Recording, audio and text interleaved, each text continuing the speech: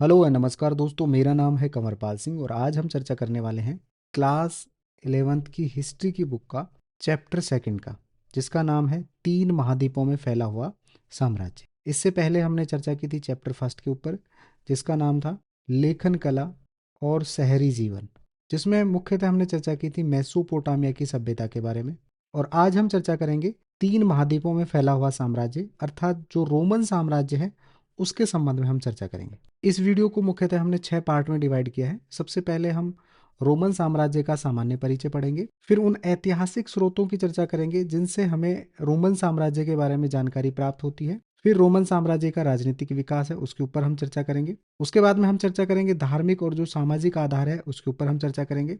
और फिर हम चर्चा करेंगे रोमन साम्राज्य के आर्थिक विकास पर। सबसे अंत में हम चर्चा करेंगे कि इस चैप्टर में जितने भी महत्वपूर्ण डेट और जो शब्दावली है उसके ऊपर हम चर्चा करेंगे। तो चलिए शुरू करते हैं। तो देखिए, सबसे पहले हम चर्चा करते हैं रोमन साम्राज्य का विस्तार। देखिए, इस चैप्टर का नाम है तीन महाद्वीपों में फैला साम्राज्य। और ये जो नाम दिया गया है वो इसलिए दिया गया है कि जो रोमन साम्राज्य ये तीन महाद्वीपों में फैला हुआ था। अधिकांश यूरोप में फैला हुआ था, पूर्वर अर्धचंद्राकार क्षेत्र जिसमें आ जाता है पश्चिमी एशिया आ जाता है, एशिया में फैला हुआ था। और उत्तरी अफ्रीका का जो अधिकांश भाग है यहाँ पर फैला हुआ था रोमन साम्राज्य। देखिए, ये जो मैप है ये 117 ईस्वी का है, रोमन साम्राज्य से संबंधित है। इसमें आप देखेंगे कि जो अधिकतर जो यूरोप है ये रोमन साम्राज्य के अंतर्गत आ जाता था। इसके अतिरिक्त जो उत्तरी अफ्रीका है, उत्तरी अफ्रीका यहाँ तक आ जाता था, ये सहारा रेगिस्तान तक, ये सहारा का रेगिस्तान है, तो यहाँ तक रोमन साम्राज्य फैले हुआ था। इसके आगे हम बात करें, यहाँ पर आप देखेंगे जो फरात नदी है, तो फरात नदी तक ये रोमन साम्राज्य फैला हुआ था।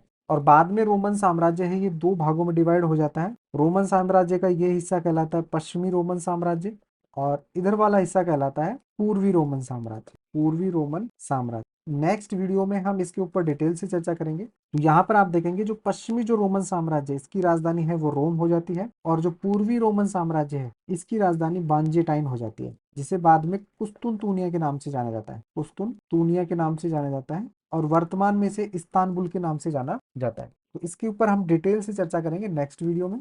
ये केवल इसका सामान्य परिचय है।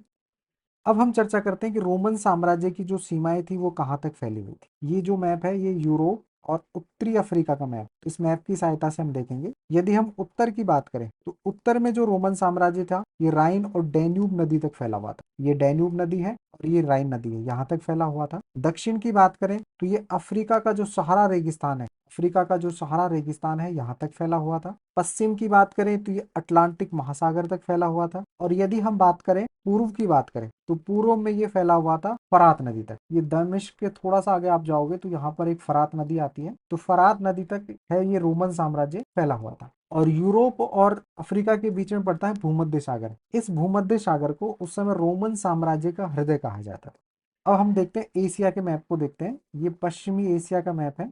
इस मैप में आप देखेंगे कि ये जो फरात नदी है, ये फरात नदी इसकी पूर्वी सीमा होती थी रोमन साम्राज्य। फरात नदी के इस वाला जो हिस्सा था ये रोमन साम्राज्य के अंतर्गत आ जाता था, और फरात नदी का जो इसके बाद वाला जो हिस्सा था ये फारस या जो ईरान वाला साम्राज्य है उसके अंतर्गत आ जाता था। देखिए, रोमन साम्राज्य के समकालीन एक और बड़ा साम्राज्य था जिसे हम फारस या ईरानी साम्राज्य कहते हैं। तो इस चैप्टर में कई बार आपको फारस और ईरानी साम्राज्य का भी जिक्र होगा, क्योंकि ये रोमन साम्राज्य का प्रतिद्वंदी हुआ करता था। और यदि हम बात करें फारस या ईरानी साम्राज्य की बात करें तो ये कैस्पियन सागर के दक्षिण से लेकर और अरब सागर तक ये फैला हुआ था। कैस्पियन सागर के दक्षिण से लेकर अरब सागर तक, और कभी कभी तक इसका विस्तार है ये पहुंच जाता था, अफगानिस्तान तक भी पहुंच जाता था।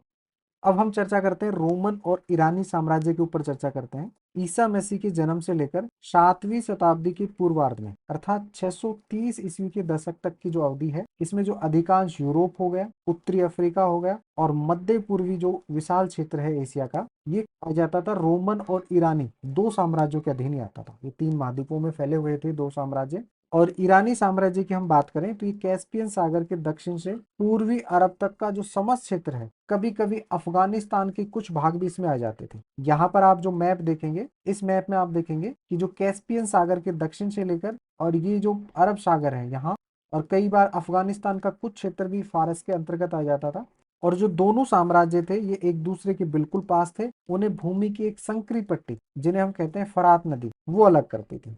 इस मैप में आप देखेंगे कि जो ये फरात नदी है ये इनकी सीमा हुआ करती थी। फरात नदी के पश्चिम की तरफ आ जाता था रोमन साम्राज्य और फरात नदी के पूर्व की तरफ होता था ईरानी साम्राज्य। रोमन साम्राज्य और जो ईरानी साम्राज्य हैं ये एक दूसरे के प्रतिद्वंदी हुआ करते थे, अक्सर इनके बीच में लड़ाइयां होती रहती थी। रोमन साम्राज्य को यदि हम सांस्कृतिक दृष्टि से देखें तो ईरान के मुकाबले इसमें अधिक विविधतापूर्ण था। इसका रीजन क्या था?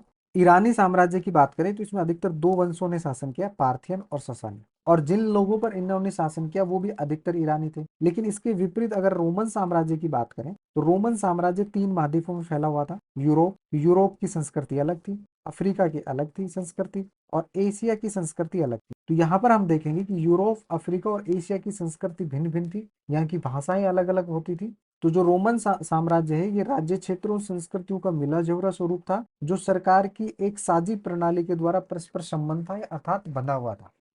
अब बात करते हैं रोमन साम्राज्य में प्रमुख कौन कौन सी भाषाएं बोली जाती थी। देखिए, रोमन साम्राज्य वैसे तो बहुत सारी भाषाएं यहाँ पर बोली जाती थी, लेकिन प्रशासनिक कार्यों के लिए दो भाषाओं का यूज किया जाता था। पहली आ जाती है लातिनी भाषा, जिसे हम लैटिन भाषा भी कहते हैं, और दूसरी आ जाती है यूनानी भाषा, जिसे ग्रीक भाषा भी कहा जाता है। तो ये दो भाषाएं थी, इनका प्रयोग होता था प्रशासनिक कार्यों में। यदि हम बात करें लातिनी भाषा की तो लातिनी भाषा है ये पश्चिमी भाग का जो उच्च वर्ग होता था ये बोलता था, और यूनानी भाषा का प्रयोग है ये पूर्वी भाग में होता था। रोमन साम्राज्य का जो पूर्वी भाग होता था उसमें यूनानी भाषा का प्रयोग होता था, और पश्चिमी भाग में होता था लातिनी भाषा का प्रयोग होता था। और इन दोनों भाषाई क्षेत्र को जो अलग करती थी वो भूमध्य सागर को चीरती हुई एक रेखा अलग करती थी। यदि हम बात करें लातिनी भाषा की बात करें तो लातिनी भाषा जो अंतिम रूप से बोली जाती थी वो क्षेत्र था अफ्रीका का त्रिपोलितानिया क्षेत्र था, और इस त्रिपोलितानिया के पश्चिमी क्षेत्र में बोली जाती थी लातिनी भाषा। त्रिपोलितानिया से लेकर और इसका जो पश्चिमी क्षेत्र था इसमें बोली जाती थी लातिनी भाषा, और जो यूनानी भाषा है ये शुरू हो जाती थी साइरेनाइका से शुरू हो जाती थी, और इसके बाद का जो पूर्वी क्षेत्र आ जाता था उसमें बोली जाती थी यूनानी भाषा। यदि इस रेखा की हम बात करें जो ये भाषाई क्षेत्र को डिवाइड करती थी, तो सर्वप्रथम जो क्षेत्र आता था जहाँ पे जो लातिनी भाषा बोली जाती थी वो था त्रिपोलितानिया, और उसके बाद वाला क्षेत्र। और यदि हम बात करें इस रेखा के पूर्वी क्षेत्र की बात करें तो पहला जो क्षेत्र आता था वो आता था सायरेनाइका आता था, जिसमें यूनानी भाषा बोली जाती थी, और इसके बाद का जो क्षेत्र आता था उसमें यूनानी भाषा बोली जाती थी। अब बात करते हैं इसकी प्रमुख विशेषताओं की, बात करते हैं रोमन साम्राज्य की। तो देखिए, रोमन साम्राज्य है इसमें अनेक स्थानीय संस्कृतियां और भाषाओं का वैभव था, क्योंकि अलग अलग महाद्वीपों में फैला हुआ था, वहाँ की संस्कृतियां अलग अलग थी, भाषाएं अलग अलग थी। और यदि इसकी अर्थव्यवस्था की बात करें तो यहाँ पे दास श्रम का बहुत अधिक बोलबाला था। तो जनसंख्या का जो अधिकतर हिस्सा होता था वो दास होते थे। जब हम रोमन साम्राज्य का आर्थिक विकास पढ़ेंगे तब इसके बारे में डिटेल से चर्चा करेंगे। 5वीं शताब्दी और उसके पश्चात का जो समय है उसमें पश्चिमी जो रोमन साम्राज्य है वह टूट जाता है, लेकिन जो पूर्वी भाग है यह साम्राज्य का अपवाद स्वरूप समृद्ध बना रहता है। देखिए, हमने शुरुआत में चर्चा की थी कि जो रोमन साम्राज्य है ये आगे चलकर दो भागों में डिवाइड हो जाता है। एक तो आ जाता है पश्चिमी रोमन साम्राज्य, इसकी जो राजधानी होती थी वह होती थी रोम, और एक आ जाता है पूर्वी रोमन साम्राज्य, और इसकी जो राजधानी होती थी वह होती थी कुस्तुनतुनिया। कुस्तुनतुनिया उसकी राजधानी होती थी।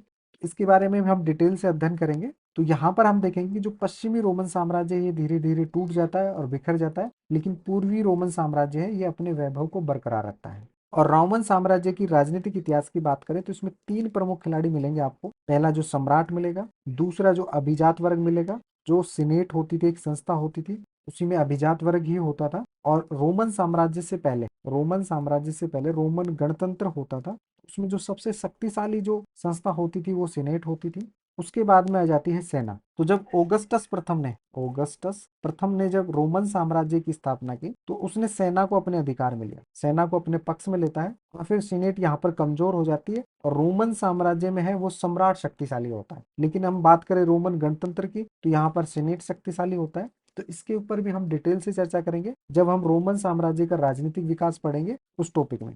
देखिए, अब हम चर्चा करेंगे रोमन साम्राज्य के ऐतिहासिक स्रोत हैं उनके ऊपर हम चर्चा करेंगे। देखिए, ऐतिहासिक स्रोतों से तात्पर्य होता है ऐसे स्रोत जिनकी सहायता से हमें इतिहास की जानकारी प्राप्त। और यहाँ पर हम बात करें रोमन साम्राज्य की तो रोमन साम्राज्य के ऐसे स्रोत जिनसे हमें इतिहास की जानकारी प्राप्त होती है उनमें मुख्यतः तीन प्रकार के स्रोत आ जाते हैं। पहले आ जाते हैं पाठ्य सामग्री, अर्थात जो लिखित सामग्री होती है वो आ जाती है। दूसरे प्रलेख और दस्तावेज आ जाते हैं, और तीसरे आ जाते हैं भौतिक अवशेष आ जाते हैं। तो प्रत्येक की हम चर्चा करते हैं। सबसे पहले हम चर्चा करते हैं पाठ्य सामग्री। पाठ्य सामग्री से तात्पर्य होता है लिखित सामग्री से। और ये लिखित सामग्री क्या होती थी? ये लिखित सामग्री होती थी वर्ष वृत्तांत होते थे। अब देखिए ये वर्ष वृत्तांत क्या होते थे? समकालीन जो इतिहासकार होते थे उनके द्वारा जो लिखित उस काल की जो हिस्ट्री होती थी उन्हें कहा जाता था वर्ष वृत्तांत कहा जाता था। और इसलिए इनका नाम वर्ष वृत्तांत पड़ा क्योंकि ये प्रति वर्ष लिखे जाते थे। इनमें प्रमुख आ जाते थे, पत्र आ जाते थे, व्याख्यान आ जाते थे, प्रवचन आ जाते थे और रोमन साम्राज्य के जो कानूनी दस्तावेज थे वो सब इसके अंतर्गत आ जाते थे। तो ये रोमन साम्राज्य का लिखित ऐतिहासिक स्रोत हो गया।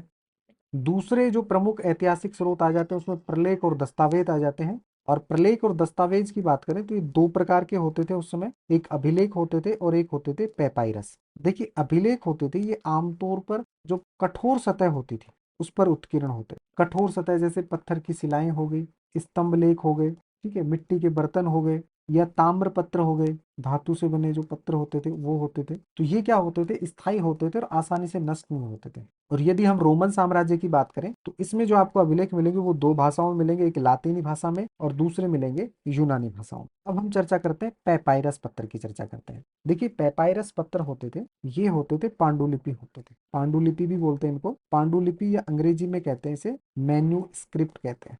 मेन्यू का मतलब होता है हाथ से, स्क्रिप्ट मानी लिखा हुआ। तो उस समय प्रिंटिंग प्रेस का आविष्कार नहीं हुआ था, तो जो भी पत्र लिखे जाते थे वो हाथ से लिखे जाते थे। इसी कारण से इन्हें पांडुलिपि या मेन्यू स्क्रिप्ट कहा जाता है। और ये जितनी भी पांडुलिपि मिलेंगी ये मिलेंगे आपको पेपाइरस पत्र में मिलेंगे। देखिए पेपाइरस क्या होता था? पेपाइरस एक सरकंडा जैसा पौधा होता था जो मिस्र में नील नदी के किनारे हुआ करता था और इसी से लेखन सामग्री तैयार की जाती थी, जिसके कुछ उदाहरण आप यहाँ पे देख सकते हैं। और इनको जो पेपाइरोलॉजिस्ट होते थे वो इनको प्रकाशित करते थे। तो इनसे भी हमें बहुत सारी जानकारी प्राप्त होती है। इन पेपाइरस पत्र में हमें संविदा पत्र मिलते हैं, लेख मिलते हैं, सरकारी दस्तावेज मिलते हैं। तो उनकी सहायता से हमें रोमन साम्राज्य के बारे में बहुत सारी जानकारी प्राप्त होती है।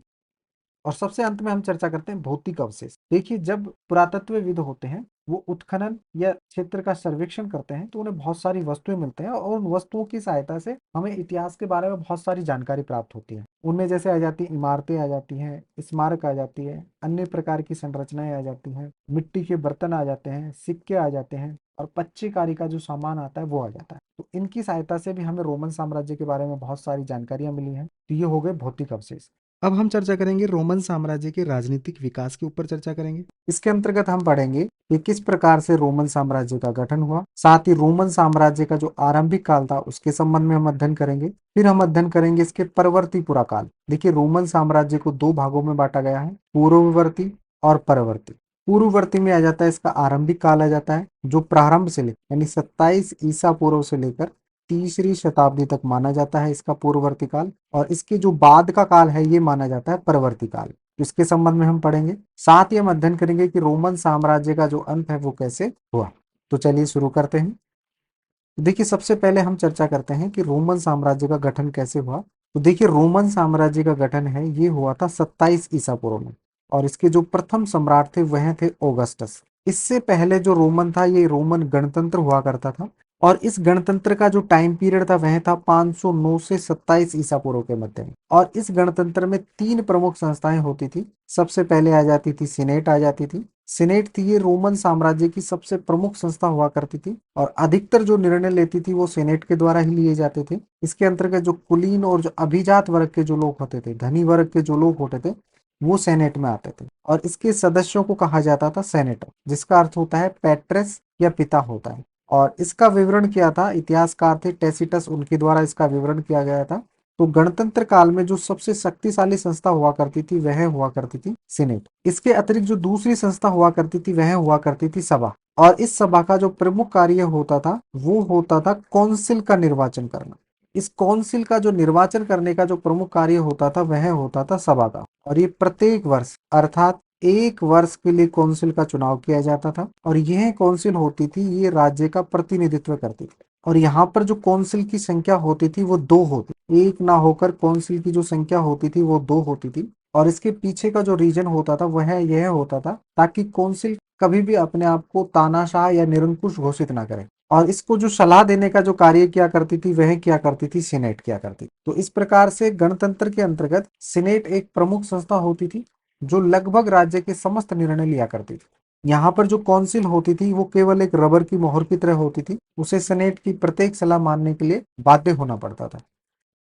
अब हम चर्चा करते हैं कि रोमन साम्राज्य का गठन कैसे हुआ। देखिए, रोमन साम्राज्य में युद्ध और संघर्ष अक्सर होते रहते थे और यही कारण था कि जो सेना नायक होते थे, सेना नायक या सेना का बहुत अधिक महत्व हो गया था। और इन्हीं सेना नायकों में दो सेना नायक थे, एक पॉम्पी और दूसरा था जूलियस सीजर। इन दोनों के मध्य में भी संघर्ष शुरू हो जाता है। तो जूलियस सीजर के जो समर्थक होते हैं वो पॉम्पी की हत्या कर देते हैं और इस प्रकार से 46 ईसा पूर्व में जो जूलियस सीजर है वह रोम पहुंचता है और अपने आप को तानाशाह घोषित कर देता है। और इस डर से कि कहीं जो जूलियस सीजर है ये रोम का सम्राट ना बन जाए, इसके लिए 44 ईसा पूर्व में सीजर की सीनेट के अंदर खुलेआम हत्या कर दी जाती है। और इस हत्या का जो बदला है इसका बेटा होता है, दत्तक पुत्र होता है ऑक्टेवियन, वह लेता है और एक लंबे संघर्ष के पश्चात में रोमन गणतंत्र को समाप्त करके और रोमन साम्राज्य की स्थापना करता है 27 ईसा पूर्व में। और ये जब रोमन साम्राज्य की गद्दी पे बैठता है तो अपना नाम रखता है ऑगस्टस और इतिहास में इसे ऑगस्टस प्रथम के नाम से जाना जाता है और यह रोमन का प्रथम सम्राट था। तो यह क्वेश्चन कई बार एग्जाम में पूछ लिया जाता है कि रोमन का प्रथम सम्राट कौन था। तो रोमन साम्राज्य का जो प्रथम सम्राट था वह था ऑगस्टस। तो इस प्रकार से रोमन गणतंत्र को समाप्त करके ऑगस्टस के द्वारा रोमन साम्राज्य की स्थापना की जाती है। ये जो रोमन साम्राज्य है, इस रोमन साम्राज्य का जो टाइम पीरियड है ये 27 ईसा पूर्व से लेकर 600 ईस्वी तक माना जाता है। और इस रोमन साम्राज्य को भी दो चरणों में बांटा गया है। एक पूर्ववर्ती चरण होता है, इसका जो टाइम पीरियड होता है ये 27 ईसा पूर्व से लेकर और तीसरी शताब्दी तक होता है। तीसरी शताब्दी का जो मुख्य भाग होता है वहां तक होता है। परवर्ती चरण की बात करें तो तीसरी शताब्दी के बाद का जो समय होता है लगभग चौथी शताब्दी से लेकर और इसे 7वीं शताब्दी तक माना जाता है। ये जो टाइम पीरियड है इसे कहते हैं परवर्ती चरण कहते हैं। देखिए, इन दोनों चरणों के बीच में आती है तीसरी शताब्दी आती है। अर्थात यदि हम चर्चा करें तो देखिए, तीसरी शताब्दी से पहले का जो पीरियड है वह तो कहलाता है पूर्ववर्ती का चरण कहलाता है और तीसरी शताब्दी के बाद का जो टाइम पीरियड है वो कहलाता है परवर्ती चरण कहलाता है। तो यहाँ पर जो तीसरी शताब्दी है इस पीरियड को तीसरी शताब्दी का संकट भी कहा जाता है। देखो, इसको समझने का हम प्रयास करते हैं। देखिए, पूर्ववर्ती जो चरण होता है ये जाना जाता है शांति और समृद्धि के लिए जाना जाता है, लेकिन तीसरी शताब्दी में कुछ ऐसी घटनाएं होती हैं जिससे साम्राज्य में तनाव की स्थिति आ जाती है।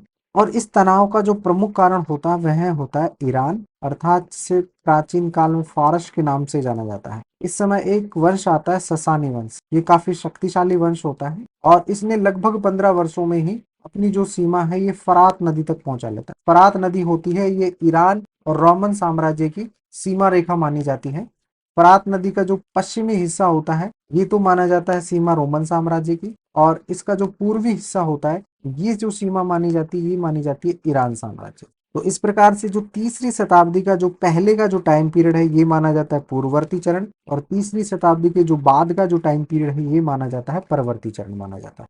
तो सबसे पहले हम चर्चा करते हैं पूर्ववर्ती काल की चर्चा करते हैं, अर्थात जो रोमन साम्राज्य का जो आरंभिक काल था उसकी हम चर्चा करते हैं। तो देखिए, रोमन साम्राज्य के जो प्रथम सम्राट थे वह थे ऑगस्टस थे और इनका जो शासनकाल है ये 27 ईसा पूर्व से लेकर 14 ईस्वी तक रहा था और ये जूलियस सीजर के दत्तक पुत्र थे। इनका जो वास्तविक नाम था वह ऑक्टेवियन थे, लेकिन जब ये गद्दी पर बैठे तो इन्होंने कुछ उपाधियां धारण की जिनमें सबसे पहले आ जाती है ऑगस्टस और ये फ्यूचर में ऑगस्टस के नाम से ही जाने जाते थे। ऑगस्टस का अर्थ होता है होली यानी पवित्र। दूसरी जो इन्होंने उपाधि धारण की थी वह थी इम्परेटर के, अर्थात विक्टोरियस जनरल, विजयी सेनापति की। और तीसरी जो इन्होंने उपाधि धारण की थी वह की थी प्रिंसिपेट की। देखिए, प्रिंसिपेट है ये प्रिंसेप शब्द से बना है, लैटिन वर्ड है प्रिंसेप, जिसका अर्थ होता है first citizen of the state, अर्थात राज्य का प्रथम नागरिक।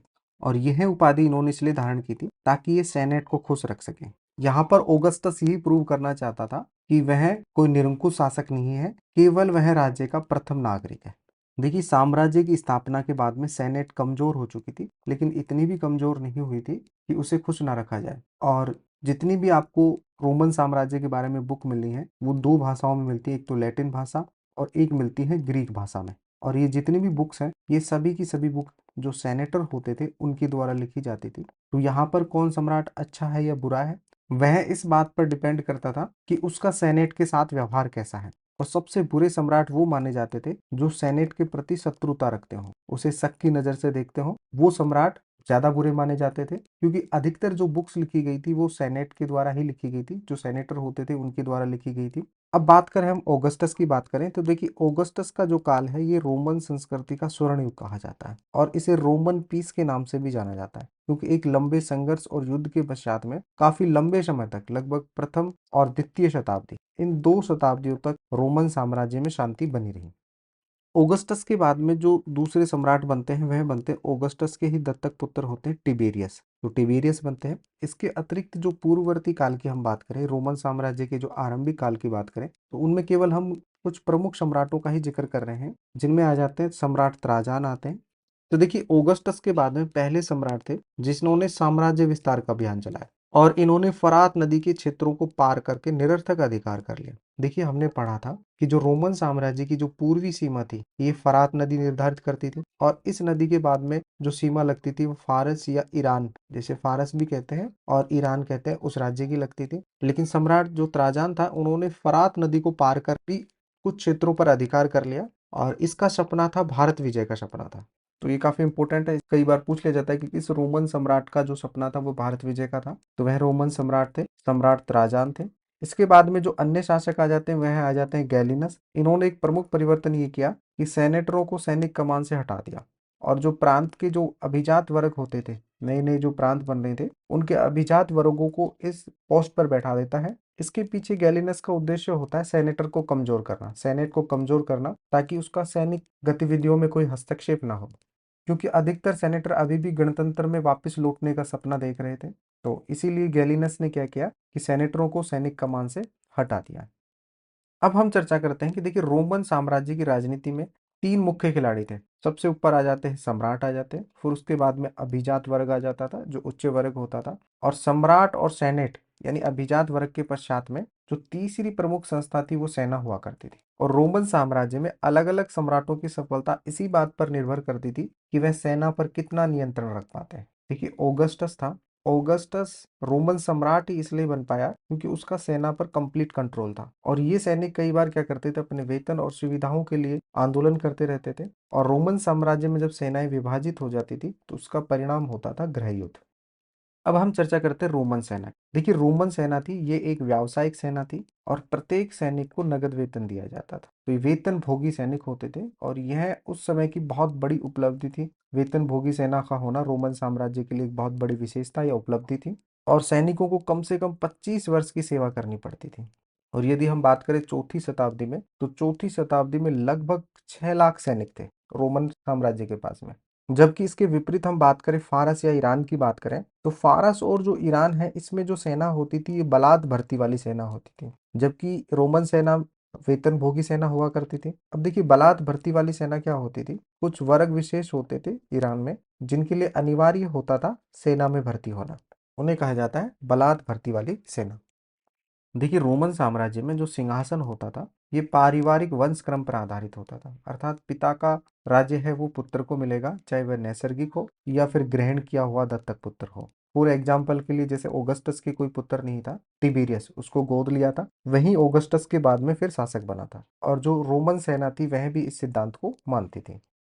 अब हम चर्चा करते हैं कि रोमन साम्राज्य का जो विस्तार है उसकी चर्चा करते हैं। देखिए पिछले वीडियो में हमने चर्चा की थी रोमन साम्राज्य के विस्तार की चर्चा की थी जिसमें हमने देखा था कि पूर्व में इसका जो विस्तार था ये फरात नदी तक था, उत्तर में डैन्यूब नदी थी वहां तक था, दक्षिण में ये सहारा मरुस्थल तक था और यदि हम पश्चिम की बात करें तो ये अटलांटिक महासागर तक इसका विस्तार था। और ये काफी बड़ा साम्राज्य था जिसका और अधिक विस्तार करना अनावश्यक समझा जाता था। तो यहाँ पर जो ऑगस्टस के बाद में टिबेरियस को ये जब साम्राज्य प्राप्त हुआ तो इतना लंबा चौड़ा था कि इसका अधिक विस्तार करना उन्होंने अनावश्यक समझा। लेकिन एकमात्र सम्राट थे जिन्होंने प्रारंभिक विस्तार किया था वह थे त्राजान, जिसके बारे में हमने कुछ देर पहले पढ़ा था। उसने फरात नदी की जो सीमा थी उसको भी पार कर लिया था, लेकिन उनके बाद के जो उत्तराधिकारी थे उन्होंने उस इलाके को छोड़ दिया क्योंकि पहले ही रोमन साम्राज्य इतना बड़ा था कि उस पर शासन करना बहुत इतना आसान नहीं था, उसके प्रशासन और उसको नियंत्रण करना में काफी कठिनाई आती थी, तो और अधिक विस्तार करना यहाँ पर अनावश्यक प्रतीत होता था।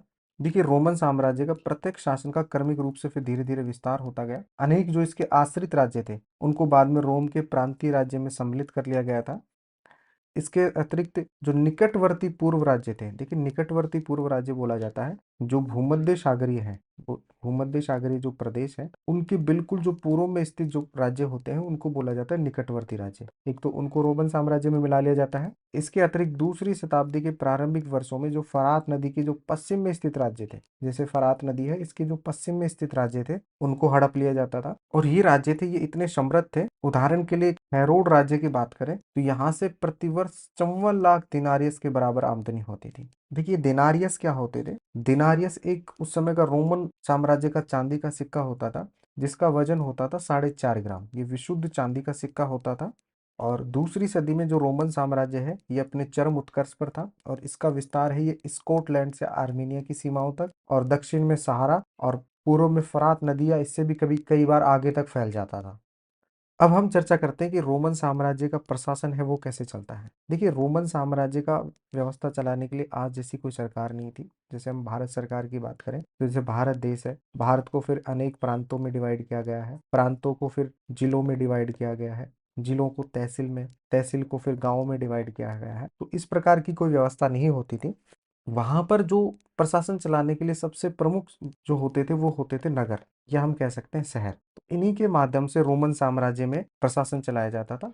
इसके लिए रोमन साम्राज्य में दूर दूर तक अनेक नगर स्थापित किए जिसकी सहायता से संपूर्ण राज्य पर नियंत्रण रखा जाता था। और ये प्रमुख नगर थे जैसे कारथेज हो गया, सिकंदरिया हो गया, एंटियोक हो गया। ये भूमध्य सागर के तटों में स्थित नगर थे। ये बड़े शहर साम्राज्यिक प्रणाली के मूल आधार थे और इन्हीं शहरों के माध्यम से जो प्रांतीय ग्रामीण क्षेत्र होते थे उन पर कर लगाने की व्यवस्था की जाती थी।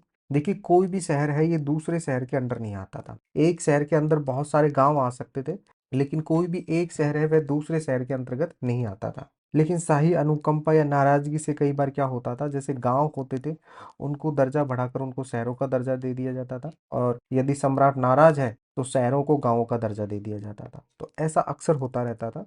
देखिए इसको हम इस प्रकार से समझने का प्रयास करते हैं, जैसे कोई शहर या नगर है तो इस शहर या नगर के नीचे बहुत सारे गांव आते थे, बहुत सारे गांव आते थे और ये गांव होते थे। इन पे जो कर वसूल करने का काम होता था जो शहरी संस्था होती थी वो करती थी और इस शहर में अधिकतर जो अभिजात वर्ग होता था वह रहता था।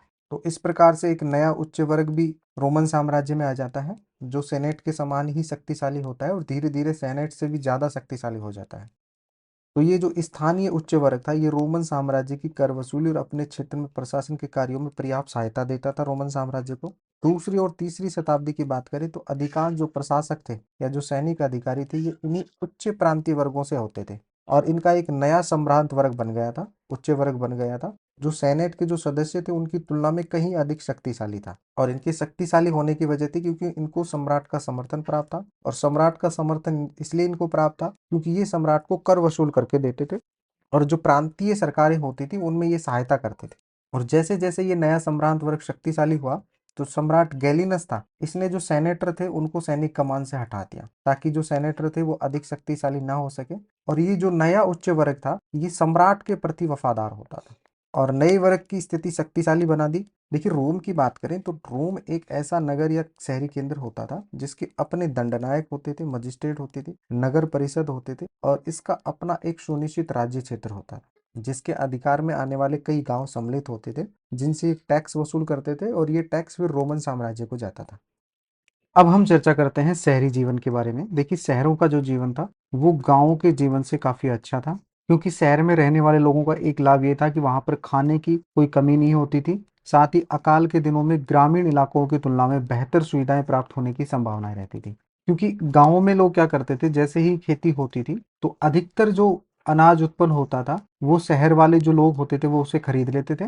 तो यहाँ पर जो शहर के लोग थे उनके लिए तो वर्ष भर अनाज उपलब्ध रहता था, लेकिन गांवों के लोगों के बाद में कुछ समय के पश्चात में जो अनाज था वो समाप्त हो जाता था तो उन्हें अधिकतर समय जो खाना मिलता था वो बहुत अच्छा खाना नहीं मिलता था। तो यही वजह थी गांव के लोग होते थे वो उस समय कुपोषित हुआ करते थे। इसके अतिरिक्त रोमन साम्राज्य की बात करें तो वहां पर जो सार्वजनिक स्नान गृह है ये शहरी जीवन की एक प्रमुख विशेषता होती थी। और रोमन साम्राज्य के समान ही जो फारस या जिसे हम ईरान कहते हैं वहां के राजा ने भी सार्वजनिक स्नान गृह बनवाया, लेकिन वहां के जो पुरोहित थे उन्होंने इस चीज का विरोध किया क्योंकि फारस में जो जल है वो काफी पवित्र माना जाता है। तो इस प्रकार से जो सार्वजनिक स्नान गृह में पुरोहितों के अनुसार जल को अपवित्र किया जा रहा था। लेकिन हम बात करें रोमन साम्राज्य की तो रोम में ये चीजें आम हुआ करती थी और ये शहरी जीवन की एक प्रमुख विशेषता हुआ करती थी। इसके अतिरिक्त शहरों के लोग थे ये उच्च स्तर के मनोरंजन के साधन होते थे। और एक कैलेंडर वर्ष से हमें पता चला है कि लगभग एक वर्ष में 176 दिन वहां कोई न कोई मनोरंजन कार्यक्रम या प्रदर्शन हमेशा होता ही रहता था।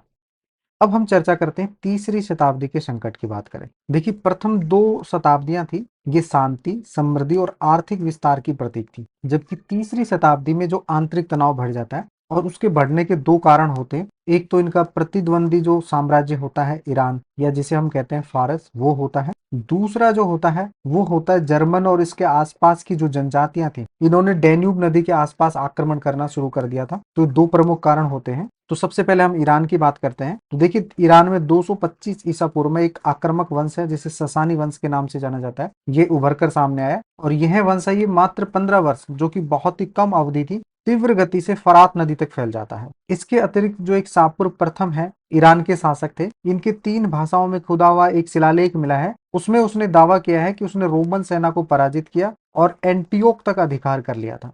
इससे हमें ये पता चलता है कि तीसरी शताब्दी थी, ये रोमन साम्राज्य के लिए एक संकट का समय था, तनाव का समय था।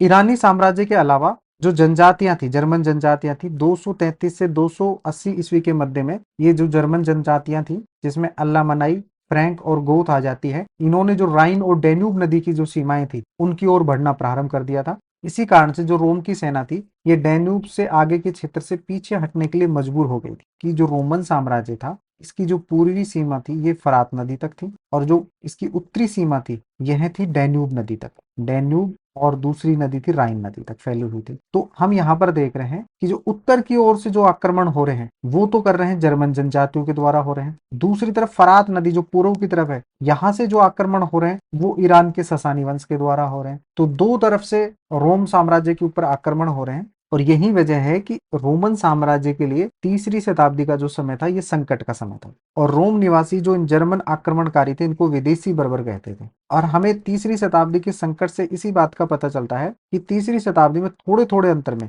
मात्र 47 वर्षों में ही 25 सम्राट हैं वो सत्तासीन हो चुके थे, जिससे ये स्पष्ट हो जाता है कि साम्राज्य में बेहद तनाव की स्थिति थी। इसीलिए जो तीसरी शताब्दी का टाइम है, इसे तीसरी शताब्दी का संकट के नाम से जाना जाता है। और इसके बाद में जो टाइम पीरियड आता है उसे कहते हैं हम परवर्ती चरण कहते हैं। अब हम चर्चा करते हैं परवर्ती पुराकाल की चर्चा करते हैं। देखिए, परवर्ती पुराकाल शब्द है, ये रोम साम्राज्य के उद्भव, विकास और पतन के इतिहास के काल का वर्णन करने के लिए किया जाता है। और इसका जो टाइम पीरियड था ये 4वीं से 7वीं शताब्दी के मध्य में माना जाता है। देखिए, 4वीं से 7वीं शताब्दी के मध्य जो रोमन लोग थे, इनके धार्मिक जीवन में अनेक महत्वपूर्ण परिवर्तन हुए। तो देखिए, इसके बारे में डिटेल से हम चर्चा इसके धार्मिक जीवन में करेंगे, लेकिन संक्षिप्त में इसके संबंध में बात करें तो देखिए, संपूर्ण यूरोप में, न कि रोमन में, पहले जो धर्म होता था वो यहूदी धर्म हुआ करता था, लेकिन धीरे धीरे है ये संपूर्ण यूरोप है, ये इसका ईसाईकरण होता जाता है। तो ये एक प्रमुख यहाँ पर जो धार्मिक परिवर्तन था वो आपको दिखाई देगा। इसके अतिरिक्त हम 7वीं शताब्दी की बात करें तो यहाँ पर एक नवीन धर्म का उदय होता है, इस्लाम धर्म का उदय होता है। इसके अतिरिक्त रोम में विभिन्न परिवर्तनों के फलस्वरूप जो शहरी संपदा और समृद्धि में बहुत अधिक वृद्धि हुई, जिससे स्थापत्य कला के नए नए रूप विकसित हुए। साथ ही जो भोग विलास के साधन थे, इनमें भी काफी तेजी आई। अब हम चर्चा करते हैं कि परवर्ती जो काल है, उस काल में जो प्रमुख रोमन सम्राट हुए हैं, उन्होंने के द्वारा कौन कौन से परिवर्तन किए, उनके संबंध में हम चर्चा करते हैं। तो इनमें जो सबसे पहला नाम आता है यह आता है सम्राट डायोक्लिशियन का नाम आता है। इनका जो टाइम पीरियड है ये 284 से लेकर 305 ईस्वी के मध्य में रहा था। एक तो इन्होंने सबसे पहला जो कार्य किया वो किया कि साम्राज्य को छोटा बनाया, क्योंकि साम्राज्य की सीमाएं बहुत ज्यादा बड़ी थी, तो उसमें शासन संचालन में काफी मुश्किलें आती थी, काफी कठिनाइयां आती थी। तो इसके लिए इन्होंने साम्राज्य की सीमाओं को बहुत छोटा बनाया। दूसरा, जो साम्राज्य की सीमाओं पर किले बनाए ताकि साम्राज्य सुरक्षित रहे। इसके अलावा इसने प्रांतों का पुनर्गठन किया और जो असैनिक कार्य थे उनको सैनिक कार्यों से अलग कर दिया। इसके अतिरिक्त इन्होंने जो सेनापति थे उनको अधिक स्वायत्तता दी, तो यहाँ पर जो सेना है वो और अधिक शक्तिशाली हो जाती है। इसके बाद में जो दूसरे प्रमुख सम्राट थे वो थे कॉन्स्टेंटाइन थे, जिनका जो शासन था ये 306 से 337 ईस्वी के मध्य में रहा था। कॉन्स्टेंटाइन ने क्या किया कि जो डाइक्लोसियन जो रोमन सम्राट थे इससे पूर्व, उनके परिवर्तनों को पुख्ता किया और साथ ही कुछ नवीन परिवर्तन किए। एक तो सबसे बड़ा जो इन्होंने परिवर्तन किया वो किया था, ईसाई धर्म को इन्होंने राजधर्म बनाया। इसके अतिरिक्त इन्होंने एक सिक्का चलाया, सोलिडस के नाम से सिक्का चलाया, और ये सिक्का होता था, ये शुद्ध सोने का होता था और इसका वजन भी 4.5 ग्राम होता था। इससे पहले जो हमने सिक्का पढ़ा था वो पढ़ा था दिनारियस। ये दिनारियस सिक्का है, ये चांदी का सिक्का होता था, विशुद्ध चांदी का सिक्का होता था और इसका वेट भी 4.5 ग्राम ही होता था। लेकिन कॉन्स्टेंटाइन ने एक नया सिक्का चलाया जो सोने का सिक्का होता था, जिसे सोलिडस के नाम से जाना जाता है। और कॉन्स्टेंटाइन का जो सबसे बड़ा परिवर्तन था वह था कि इन्होंने अपनी एक दूसरी राजधानी बनाई रोमन साम्राज्य की, और इस राजधानी का नाम उन्होंने अपने नाम पे रखा कॉन्स्टेंटिनोपल, जिसे हम कहते हैं कुस्तुनतुनिया भी कहते हैं। प्राचीन में जो इसका नाम था ये बाइजेंटाइन था। तो जो पूर्वी रोमन साम्राज्य हम पढ़ेंगे आगे, ये रोमन साम्राज्य के दो टुकड़े हो जाते हैं। तो जो पूर्वी रोमन साम्राज्य होता है इसे कई बार बाइजेंटाइन साम्राज्य के नाम से भी जाना जाता है। और ये जो कुस्तुनतुनिया है इसका वर्तमान में जो नाम है वह इस्तांबुल है और ये तुर्की देश में स्थित है। थियोडोसियस ग्रेट के द्वारा जो सबसे बड़ा परिवर्तन किया गया था वह था कि रोमन साम्राज्य का इसने विभाजन कर दिया था, पश्चिमी रोमन साम्राज्य और पूर्वी रोमन साम्राज्य। जो पश्चिमी रोमन साम्राज्य था इसकी राजधानी रोम थी और पूर्वी रोमन साम्राज्य की राजधानी बना दी गई कुस्तुनतुनिया, जिसका निर्माण कॉन्स्टेंटाइन ने किया था। और इसे अपने दो पुत्रों में बांट दिया गया। पुत्र जो होनोरियस था उसको पश्चिम का साम्राज्य दिया गया और अपने पुत्र ऑर्केडियस को इन्होंने दिया पूर्वी रोमन साम्राज्य दिया। सबसे अंत में हम चर्चा करते हैं कि रोमन साम्राज्य का पतन कैसे हुआ। देखिए, रोमन साम्राज्य का पतन होने के भी दो बड़े कारण थे। एक तो हो गया इनका प्रतिद्वंदी ईरान हो गया, और दूसरा जो सबसे प्रमुख कारण था वो थी जर्मन मूल की जो जनजातियां थी, जिन्होंने तीसरी शताब्दी में भी डैन्यूब और जो राइन नदी थी वहां पर इन्होंने आक्रमण किया था। अब इन्होंने कुछ साम्राज्य बना लिए। देखिए, जर्मन मूल के अनेक समूह ने पश्चिमी साम्राज्य के सभी बड़े बड़े प्रांतों पर अधिकार कर लिया और अपने अपने राज्य स्थापित किए, और इन राज्यों को नाम से जाना जाता है रोमोत्तर राज्य, यानी पोस्ट रोमन के नाम से जाना जाता है। और ये पोस्ट रोमन साम्राज्य थे, जैसे स्पेन में हो गया विसिगोथों का राज्य हो गया, गोल में फ्रैंको का राज्य हो गया, इटली में लोम्बार्डो का राज्य हो गया। तो ये प्रमुख पोस्ट रोमन राज्य थे। और इसी प्रकार से जो रोमन साम्राज्य था ये धीरे धीरे कमजोर होता गया और इसका पतन हो गया। दूसरा कारण था कि 7वीं शताब्दी के प्रारंभिक दशकों में रोम और ईरान के मध्य में युद्ध प्रारंभ हो गया और ईरानी शासकों ने जो मिस्र सहित समस्त पूर्वी प्रांत पर अपना नियंत्रण स्थापित कर लिया। लेकिन यहाँ पर हम देखेंगे जो पश्चिमी रोमन साम्राज्य है वो तो पूर्ण रूप से नष्ट हो जाता है, लेकिन जो पूर्वी रोमन साम्राज्य है जिसे हम बांजेटाइन कहते हैं, इन्होंने 620 के दशक के आसपास इन प्रांतों पर पुनः नियंत्रण कर लेता है। लेकिन जो सबसे बड़ी घटना होती है विश्व इतिहास की वह होती है 7वीं शताब्दी में, क्योंकि जो अरब प्रदेश था यहाँ पर इस्लाम का विस्तार हो चुका था और इसे प्राचीन विश्व इतिहास की सबसे बड़ी राजनीतिक क्रांति माना जाता है।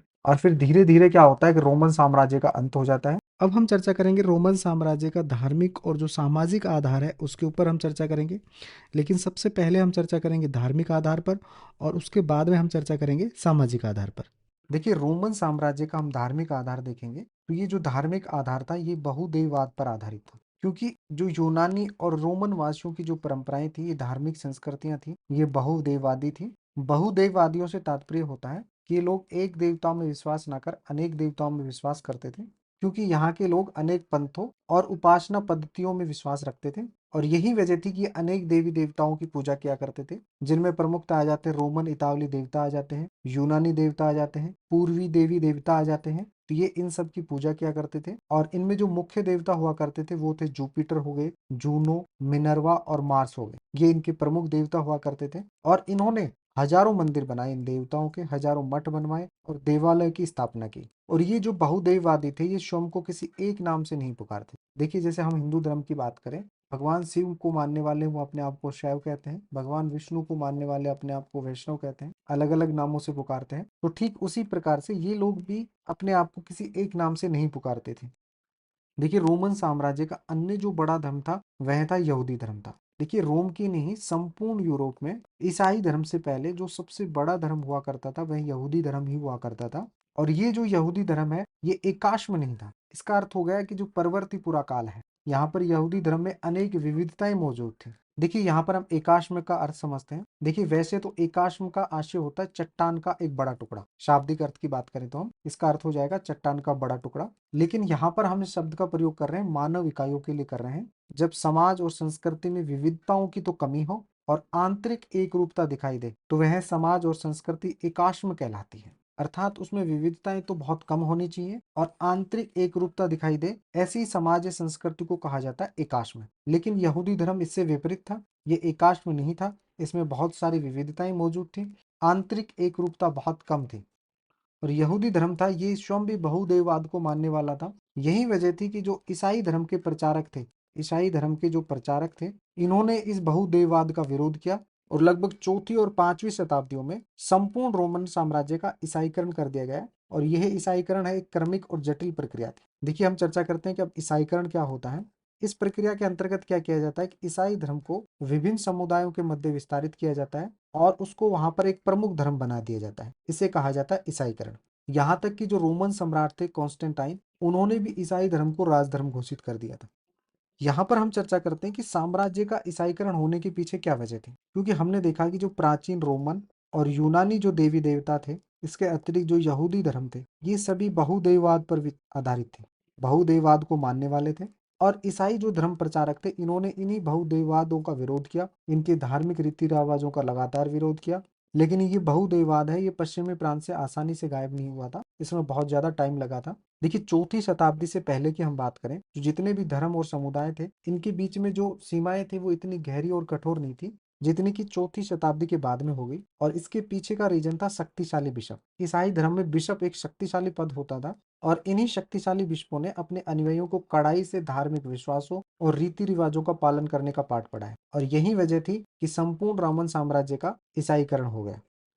अब हम चर्चा करते हैं सामाजिक आधार की। रोमन साम्राज्य के सामाजिक आधार की चर्चा करते हैं। देखिए, किसी भी सभ्यता, संस्कृति या समाज का जब हम अध्ययन करते हैं, तो उसमें हम अध्ययन करते हैं, परिवार का अध्ययन करते हैं, क्योंकि परिवार किसी भी समाज की सबसे छोटी इकाई होती है। फिर हम अध्ययन करते हैं वहां पर महिलाओं की स्थिति कैसी थी, स्त्रियों की स्थिति कैसी थी, उसका हम अध्ययन करते हैं, क्योंकि किसी भी सभ्यता या संस्कृति का 50% जो हिस्सा होती है वो महिलाएं होती हैं।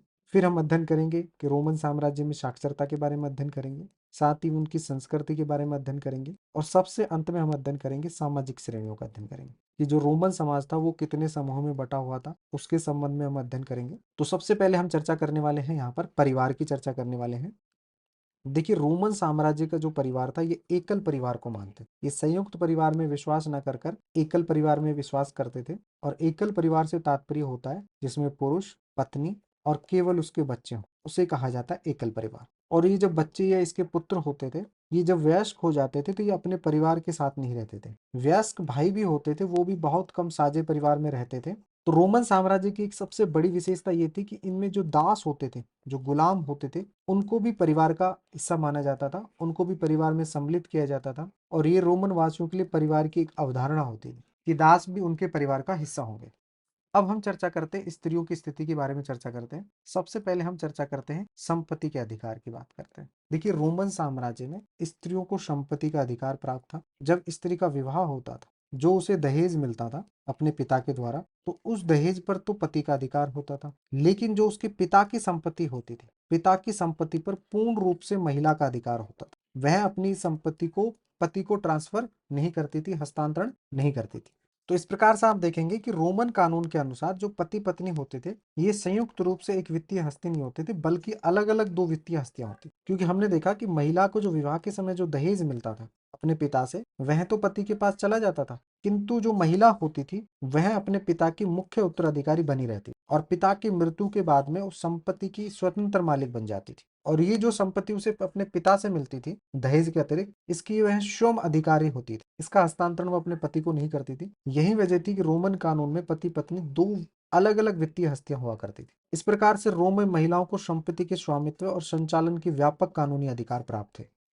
अब हम चर्चा करते हैं तलाक और विवाह की चर्चा करते हैं। तो सबसे पहले हम चर्चा करते हैं तलाक की चर्चा करते हैं। देखिए, रोमन साम्राज्य में जो तलाक देना होता था वो काफी आसान होता था। देखो, तलाक के लिए क्या करना पड़ता था, चाहे पति हो चाहे पत्नी हो, उनको केवल विवाह भंग करने के इरादे की सूचना देनी होती थी और इसी से उनका तलाक हो जाता। और यहाँ पर जो विवाह होते थे, ये आमतौर पर परिवार के द्वारा नियोजित होते थे। तो यहाँ पर हम विवाह की आयु की बात करें, तो पुरुष की जो आयु होती थी वो 28 से 29 या 30 से 32 की आयु में विवाह करते थे। जबकि हम बात करें लड़कियों की शादी की, तो लड़कियों की जो शादी है ये 16 से 18 या 22 से 23 साल की आयु में इनकी शादियां की जाती थी। तो इस प्रकार से जो रोमन समाज था, इसमें जो पति पत्नी के बीच में जो आयु का अंतराल था ये काफी रहता था, और यही वजह थी कि इनमें असमानता बढ़ जाती थी। देखिए, अभी तक हमने देखा कि रोमन साम्राज्य में जो महिलाओं की स्थिति थी वो काफी अच्छी थी, खास करके संपत्ति के मामले में, क्योंकि संपत्ति में उनका संपूर्ण अधिकार होता था पिता की संपत्ति में। ठीक है, तलाक के मामले में, लेकिन जो ये अंतर होता था ना शादी की आयु में, इसकी वजह से जो महिलाओं के जो पति थे उनके ऊपर अक्सर हावी रहते थे। और इसका एग्जाम्पल मिलता है हमें, एक महान कैथोलिक बिशप थे ऑगस्टिन, जिन्होंने अपना अधिकांश जो जीवन है ये उत्तरी अफ्रीका में बिताया है। इन्होंने लिखा है कि उनकी जो माता थी उनके पिता के द्वारा नियमित रूप से पीटी जाती थी, और ये केवल उनकी माता के साथ नहीं होता था, उस छोटे से नगर में रहने वाली जहाँ से ये बिशप आते थे, वहाँ की जो अधिकतर जो पत्नियां थी वो पिटाई से जो उनके शरीर पर जो खरोच के निशान होते थे वो अक्सर एक दूसरे को दिखाती रहती थी। तो इससे देखकर पता चलता है कि यहाँ पर महिलाओं की स्थिति काफी दयनीय थी। इसके अतिरिक्त जो बच्चे होते थे, पुत्र या पुत्रियां होती थी, उन पर पिताओं का कानूनी नियंत्रण होता था। और कई बार तो क्या होता था, जैसे पति को पता चला कि उसका जो बच्चा है वो अवांछित बच्चा है, तो उसको जिंदा रखना है या मार डालना है, इसका कानूनी अधिकार भी होता था, ये पिता के पास होता था। और रोमन साम्राज्य से ऐसी जानकारी भी मिलती है कि कई बार पिता होते थे वो शिशुओं को मारने के लिए ठंड में छोड़ देते। तो यहाँ पर जो हम छोटे शिशुओं और महिलाओं की बात करें तो उनकी स्थिति काफी दयनीय होती थी, बहुत ज्यादा अच्छी नहीं मानी जाती थी। अब हम चर्चा करते हैं साक्षरता की बात करें। देखिए, रोमन साम्राज्य में जो साक्षरता थी कामचलाऊ साक्षरता थी, और इसकी दरें भी जो साम्राज्य के विभिन्न भागों में अलग अलग होती थी। तो यहाँ पर जो कामचलाऊ साक्षरता है, इससे तात्पर्य होता है कि प्राय छोटे मोटे संदर्भों में पढ़ने लिखने का दैनिक प्रयोग कामचलाऊ साक्षरता कहलाती थी। और इसके जो उदाहरण मिलते हैं, वो सबसे पहला जो उदाहरण मिला है वो मिला है हमें पोम्पई नगर में, क्योंकि जो पोम्पई नगर है ये 79 ईस्वी में ज्वालामुखी फटने से ये दफन हो गया था। और यहीं से हमें साक्षरता के ठोस प्रमाण मिले हैं काम चलाऊ साक्षरता के, कि पोम्पई नगर में काम चलाऊ साक्षरता विद्यमान थी, क्योंकि जो इसकी मुख्य गलियां थी यहाँ पर हमें काफी विज्ञापन मिले हैं। इसके अतिरिक्त समूचे शहर में अभिरेखण मिले हैं। अभिरेखण ये एक तरीके से भित्ति चित्र होते थे। इससे पता चलता है कि पोम्पई नगर में काम चलाऊ साक्षरता थी। इसके अतिरिक्त जो हमें साक्ष्य मिले हैं वो मिले हमें मिस्र से। मिस्र से हमें सैकड़ों पेपाइरस मिले हैं। तो देखिए, पेपाइरस होता था, ये एक पौधा होता था जो नील नदी के किनारे उगता था। मिस्र के अंदर जो नील नदी है उसके किनारे उगता था, और इसी से पांडुलिपि तैयार की जाती थी। पांडुलिपि अर्थात मैन्यूस्क्रिप्ट तैयार की जाती थी। और इनमें से जो अधिकतर हैं ये औपचारिक दस्तावेज होते थे, जैसे संविदा पत्र हो गए। और इन दस्तावेजों को जो लिखने का कार्य था वो अक्सर जो व्यावसायिक लिपिक होते थे वो करते थे। इन्हीं दस्तावेजों से हमें साक्षरता के बारे में पता चलता है। जैसे कि दस्तावेज में अक्सर ये बताते थे कि अमुक व्यक्ति जैसे क या ख पढ़ या लिख नहीं सकता था। तो इस बात से हमें पता चलता है कि लोग वहां पर साक्षर थे, लेकिन साक्षरता थी वो काम चलाऊ थी। और ये साक्षरता भी केवल कुछ ही वर्गों तक सीमित थी, जैसे कि सैनिक हो गए, फौजी अफसर हो गए या संपदा प्रबंधक हो गए। तो यहाँ तक ये साक्षरता सीमित थी। अब हम चर्चा करते हैं रोमन संस्कृति की, हम चर्चा करते हैं। देखिए, रोमन साम्राज्य है ये लगभग संपूर्ण यूरोप में, उत्तरी अफ्रीका में, इसके अतिरिक्त एशिया के कुछ भागों में ये फैला हुआ था। तो इसका जो साम्राज्य था ये 3 महाद्वीपों में फैला हुआ था। और यही वजह है कि जो रोमन साम्राज्य की संस्कृति है इसमें आपको काफी विविधताएं देखने को मिलेंगी, भाषा के आधार पर, संस्कृति के आधार पर, धर्म के आधार पर। तो उन्हीं विविधताओं का हम यहाँ पर चर्चा करने वाले हैं। तो देखिए, यहाँ पर आपको धार्मिक संप्रदाय और स्थानीय देवी देवताओं से संबंधित आपको विविधताएं देखने को मिलेंगी, क्योंकि यूरोप में अलग देवताओं को मानने वाले, धार्मिक संप्रदायों को मानने वाले लोग होंगे, जबकि अफ्रीका में अलग होंगे, एशिया में अलग होंगे। यहाँ पर बहुत सारी बोली चाली की जो भाषाएं हैं वो मिलेंगी। एशिया में अलग भाषाएं होंगी, अफ्रीका में अलग भाषाएं होंगी। वेशभूषा की आपको यहाँ पर विविधता देखने को मिलेंगी, तरह तरह के भोजन देखने को मिलेंगे। यूरोप वासियों का भोजन अलग था, अफ्रीका वासियों का अलग था, एशिया वासियों का भोजन अलग था। इसके अतिरिक्त यहाँ पर बहुत सारे सामाजिक संगठन मिलेंगे जनजाति के रूप में। इसके अतिरिक्त जो बस्तियां होती थी उनके भी आपको यहाँ पर अनेक रूप दिखाई देंगे। तो सांस्कृतिक रूप से इसमें काफी विविधताएं पाई जाती थी रोमन साम्राज्य में। अब हम चर्चा करते हैं भाषाई आधार पर इसकी विविधताओं की चर्चा करते हैं। तो देखिए, अरामाइक जो भाषा थी ये निकटवर्ती पूर्व होता था, वहां पर बोली जाती थी, कम से कम फरात के पश्चिमी हिस्से तक। कॉप्टिक भाषा थी ये मिस्र में बोली जाती थी। प्यूनिक और जो बर्बर भाषाएं होती थी ये उत्तरी अफ्रीका में बोली जाती थी। कैल्टिक जो भाषा थी ये स्पेन और उत्तर पश्चिम में बोली जाती थी। तो यहाँ पर आपको भाषाई आधार पर काफी विविधताएं देखने को मिलेंगी। और ये जितनी भी भाषाएं संस्कृति थी ये पूर्णतः मौखिक थी, और कम से कम तब तक मौखिक थी जब तक कि इनके लिए कोई लिपि का आविष्कार नहीं हो गया। और यदि हम बात करें अर्मीनियाई भाषा की बात करें तो इसके लिए जो लिपि का आविष्कार हुआ था ये हुआ था 5वीं शताब्दी में, जो काफी देर बाद हुआ था। इसके अतिरिक्त जो कॉप्टिक भाषा है इसका लिखने की शुरुआत हो गई थी 3री शताब्दी में, क्योंकि 3री शताब्दी के मध्य में बाइबल का कॉप्टिक भाषा में अनुवाद हो गया था। इसके अतिरिक्त जो बहुत सारी जो भाषाएं थी वो अधिकतर मौखिक भाषाएं थी, इसलिए उनका जो स्थान है वो लातीनी भाषा ले लेती। लातीनी भाषा के प्रसार ने उन भाषाओं के लिखित रूप का स्थान ग्रहण कर लिया जिनका पहले से ही व्यापक प्रसार था। इसका एक उदाहरण मिलता है हमें केल्टिक भाषा का मिलता है, जिसका लिखा जाना प्रथम शताब्दी के पश्चात ही बंद हो गया था, क्योंकि लिखने का जो स्थान है वो किसने ले लिया था, लातीनी भाषा ने ले लिया था, लैटिन भाषा ने ले लिया था। इसी वजह से जो अधिकतर जो भाषाएं थी वहां पर जो व्यापक रूप से प्रसारित थी, उनकी जो लिखने का स्थान है वो लातीनी भाषा ले लेती है, अब वो केवल मौखिक भाषा रह जाती है। अब हम चर्चा करते हैं सामाजिक श्रेणियों की, अर्थात जो सामाजिक समूह थे उनकी हम चर्चा करते हैं कि जो रोमन साम्राज्य था वो कितने प्रकार के सामाजिक समूह में बटा हुआ था। देखिए, एक इतिहासकार थे टैसिटस, उनके अनुसार जो सामाजिक समूह का वर्णन किया गया था वो इस प्रकार से था। सबसे जो ऊपर आते थे वो सेनेटर आते थे।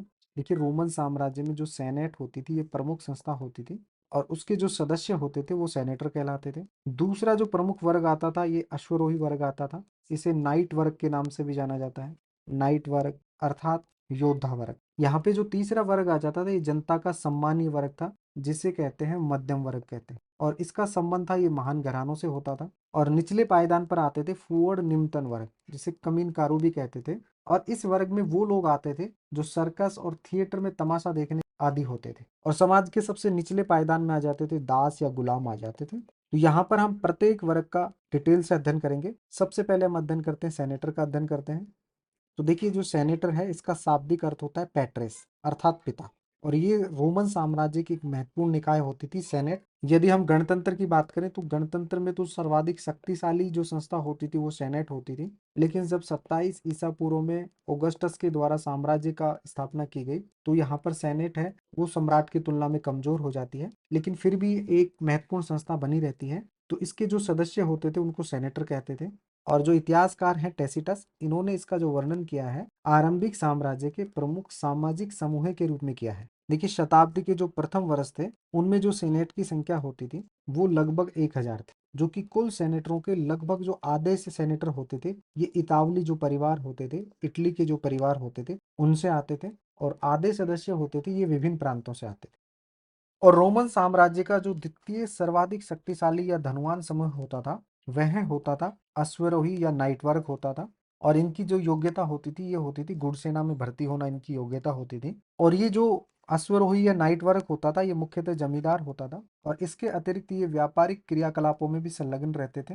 देखिए, इतिहासकार जो है टेसिटस, उन्होंने कहा है कि साम्राज्य का जो परवर्ती काल है तीसरी शताब्दी के बाद का जो काल है, जो कि चौथी शताब्दी के प्रारंभिक भाग में शुरू होता है कॉन्स्टेंटाइन प्रथम के शासनकाल से, उसमें उल्लेखित जो दो समूह हैं सेनेटर और नाइट वर्ग, इन दोनों को मिलाकर जो वर्ग बनता है उसे कहा जाता है अभिजात वर्ग कहा जाता है। और इस अभिजात वर्ग में कुल परिवारों में से कम आधे परिवार थे वो अफ्रीका और पूर्वी मूल के थे। पूर्वी मूल से तात्पर्य होता है एशिया से।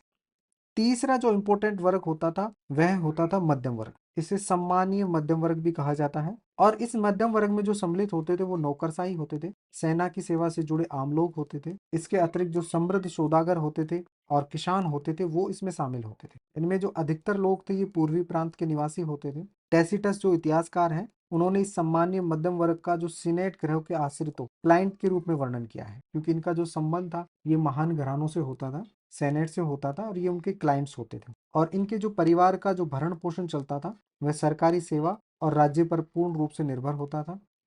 और रोमन साम्राज्य में जो फोर्थ नंबर पे जो वर्ग आता था वह था निम्नतर वर्ग होता, इसे सामूहिक रूप से हुमिलियोरिस कहा जाता था। और इसमें जो शामिल होते थे सबसे पहले आ जाते थे ग्रामीण श्रमिक आ जाते थे जो स्थायी रूप से जागीर में नियोजित होते थे।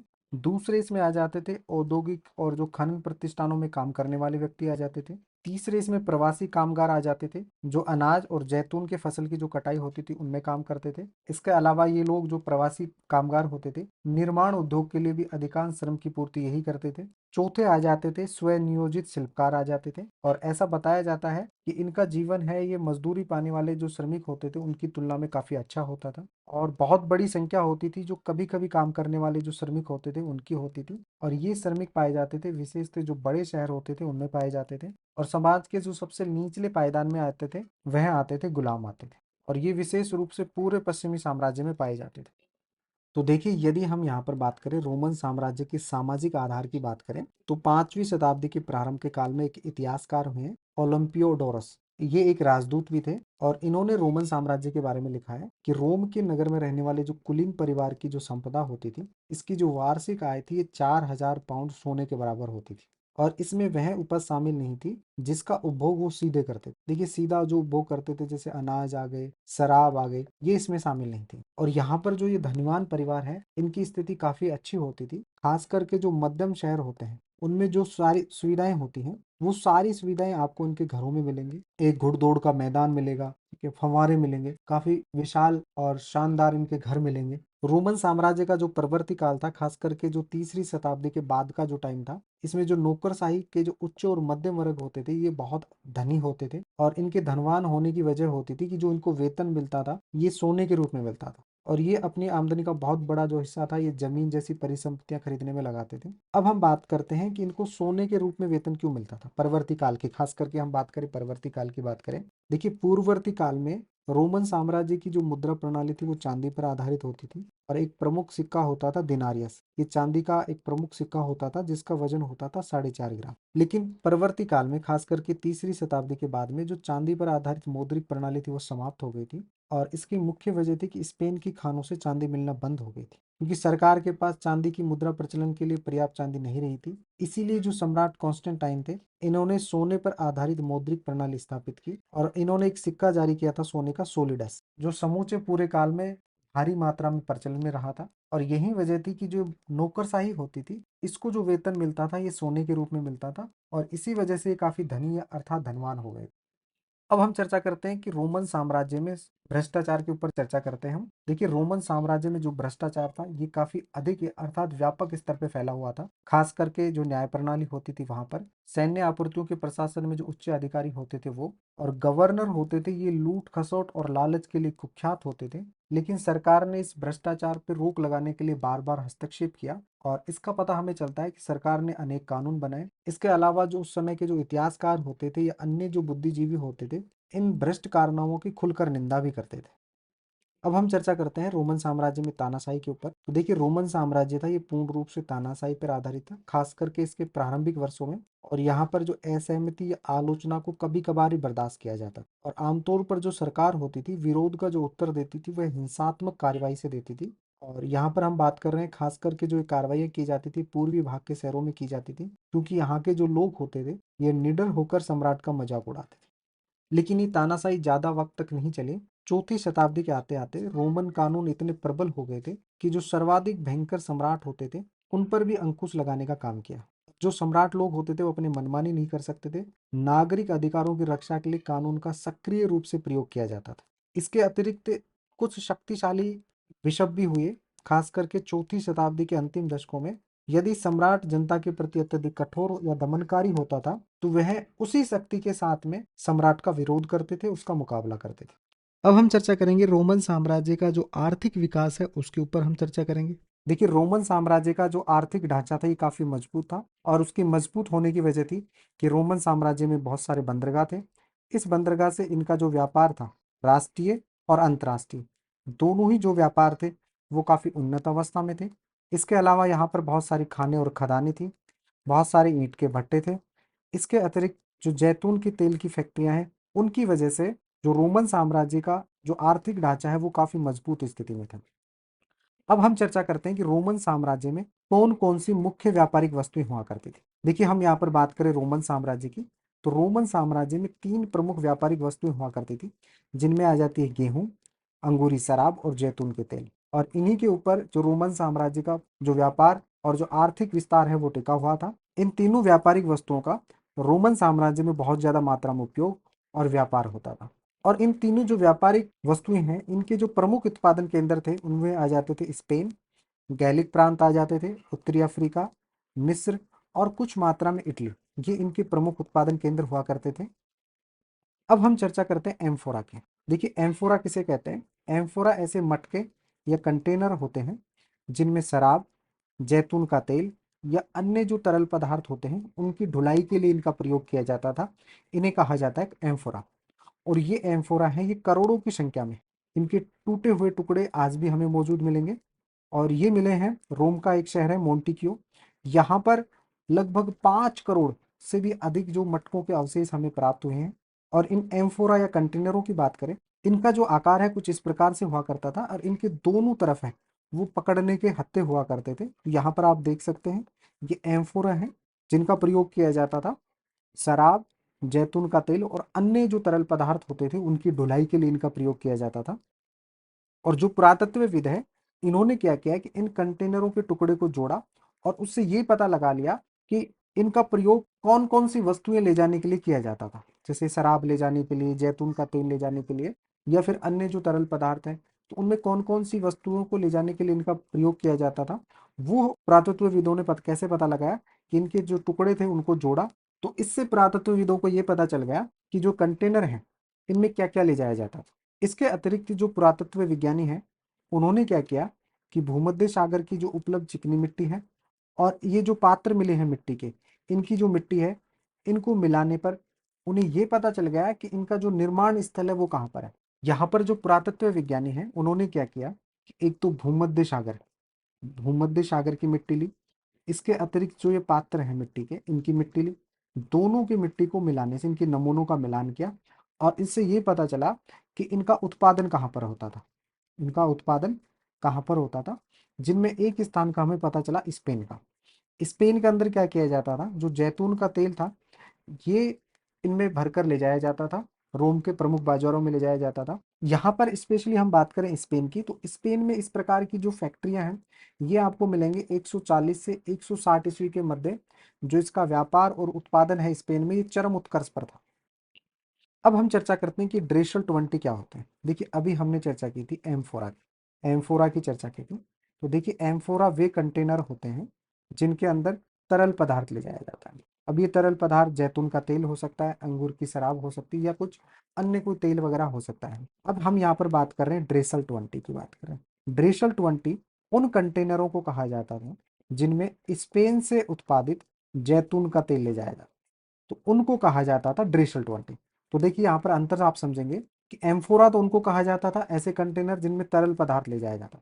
वो तरल पदार्थ कुछ भी हो सकते हैं, जैतून का तेल भी हो सकता है, अंगूर की शराब भी हो सकती या अन्य जो तरल पदार्थ है वो हो सकते हैं। और यहाँ पर स्पेशल हम बात करें ड्रेशल 20 की, तो ड्रेशल 20 ऐसे कंटेनरों को कहा जाता था जिनमें स्पेन में उत्पादित जो जैतून के तेल थे उनको ले जाया जाता था। और ये जो नाम पड़ा था इनका पड़ा था एक पुरातत्वविद थे हेनरी ड्रेसर, उनके नाम पर पड़ा था क्योंकि उन्होंने इस प्रकार के जो कंटेनर थे उनको खोजा और उनको एक निश्चित आकार दिया। इसी वजह से इन्हीं के नाम पर ये नाम पड़ा ड्रेशल 20। और ये जो ड्रेशल 20 कंटेनर हैं इनके जो हमें अवशेष मिले हैं ये मिले हैं मुख्यतः भूमध्य सागरीय जो क्षेत्र होते हैं उनके जो उत्खनन स्थल है वहां से हमें ड्रेशल 20 के बहुत सारे अवशेष मिले हैं। तो इन कंटेनरों से हमें ये पता चला कि स्पेन के जो जैतून का तेल का व्यापार था उनका प्रसार यहीं से होता था। देखिए हमने चर्चा की लगभग 140 से 160 ईस्वी के मध्य में जो स्पेन है इसका जैतून के तेल का जो व्यापार है, जैतून का तेल का व्यापार पे कब्जा था। तो ऐसा नहीं है कि 140 से और 160 ईस्वी के पहले भी स्पेन का ही जैतून के तेल के व्यापार पर पूर्ण रूप से अधिकार था।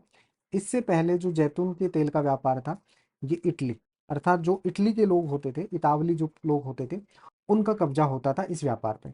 और स्पेन वासियों ने इटली से ही ये व्यापार है वो छीना था। और उसके छीनने का जो वजह था वो ये अनुमान लगाया जा सकता है कि स्पेन के जो उत्पादक हैं उन्होंने अपेक्षाकृत कम कीमत पर और बेहतर गुणवत्ता वाला तेल बेचा होगा। देखिए रोमन जो बाजार था उनमें बहुत ज्यादा कंपटीशन था, खास करके जैतून के तेल के बाजार को लेकर।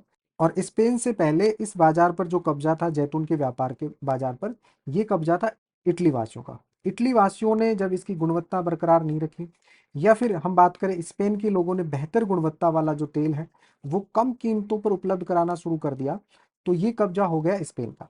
लेकिन यहाँ पर जो कब्जा है इस व्यापार पर ये स्पेन का स्थायी नहीं है। उसके बाद में देखेंगे जो उत्तरी अफ्रीका है, उत्तरी अफ्रीका के जो लोग होते हैं, उत्पादक होते हैं, वो जैतून के तेल के व्यापार पर कब्जा कर लेते हैं।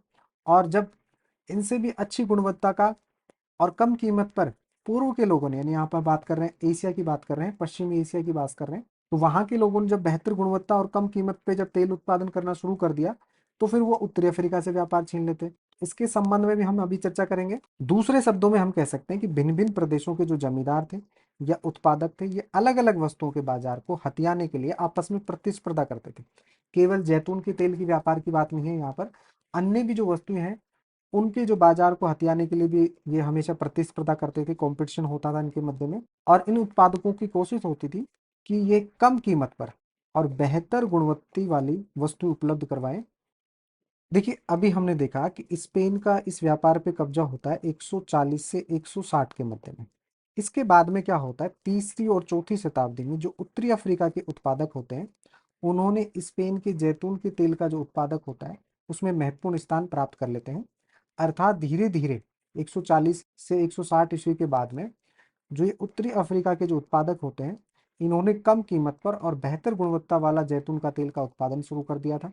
और इसी वजह से धीरे धीरे हम यहाँ पर देखेंगे स्पेन का तो जो व्यापार है वो डाउन होता जाएगा और उत्तरी अफ्रीका का जो जैतून का व्यापार है वो धीरे धीरे बढ़ता जाएगा।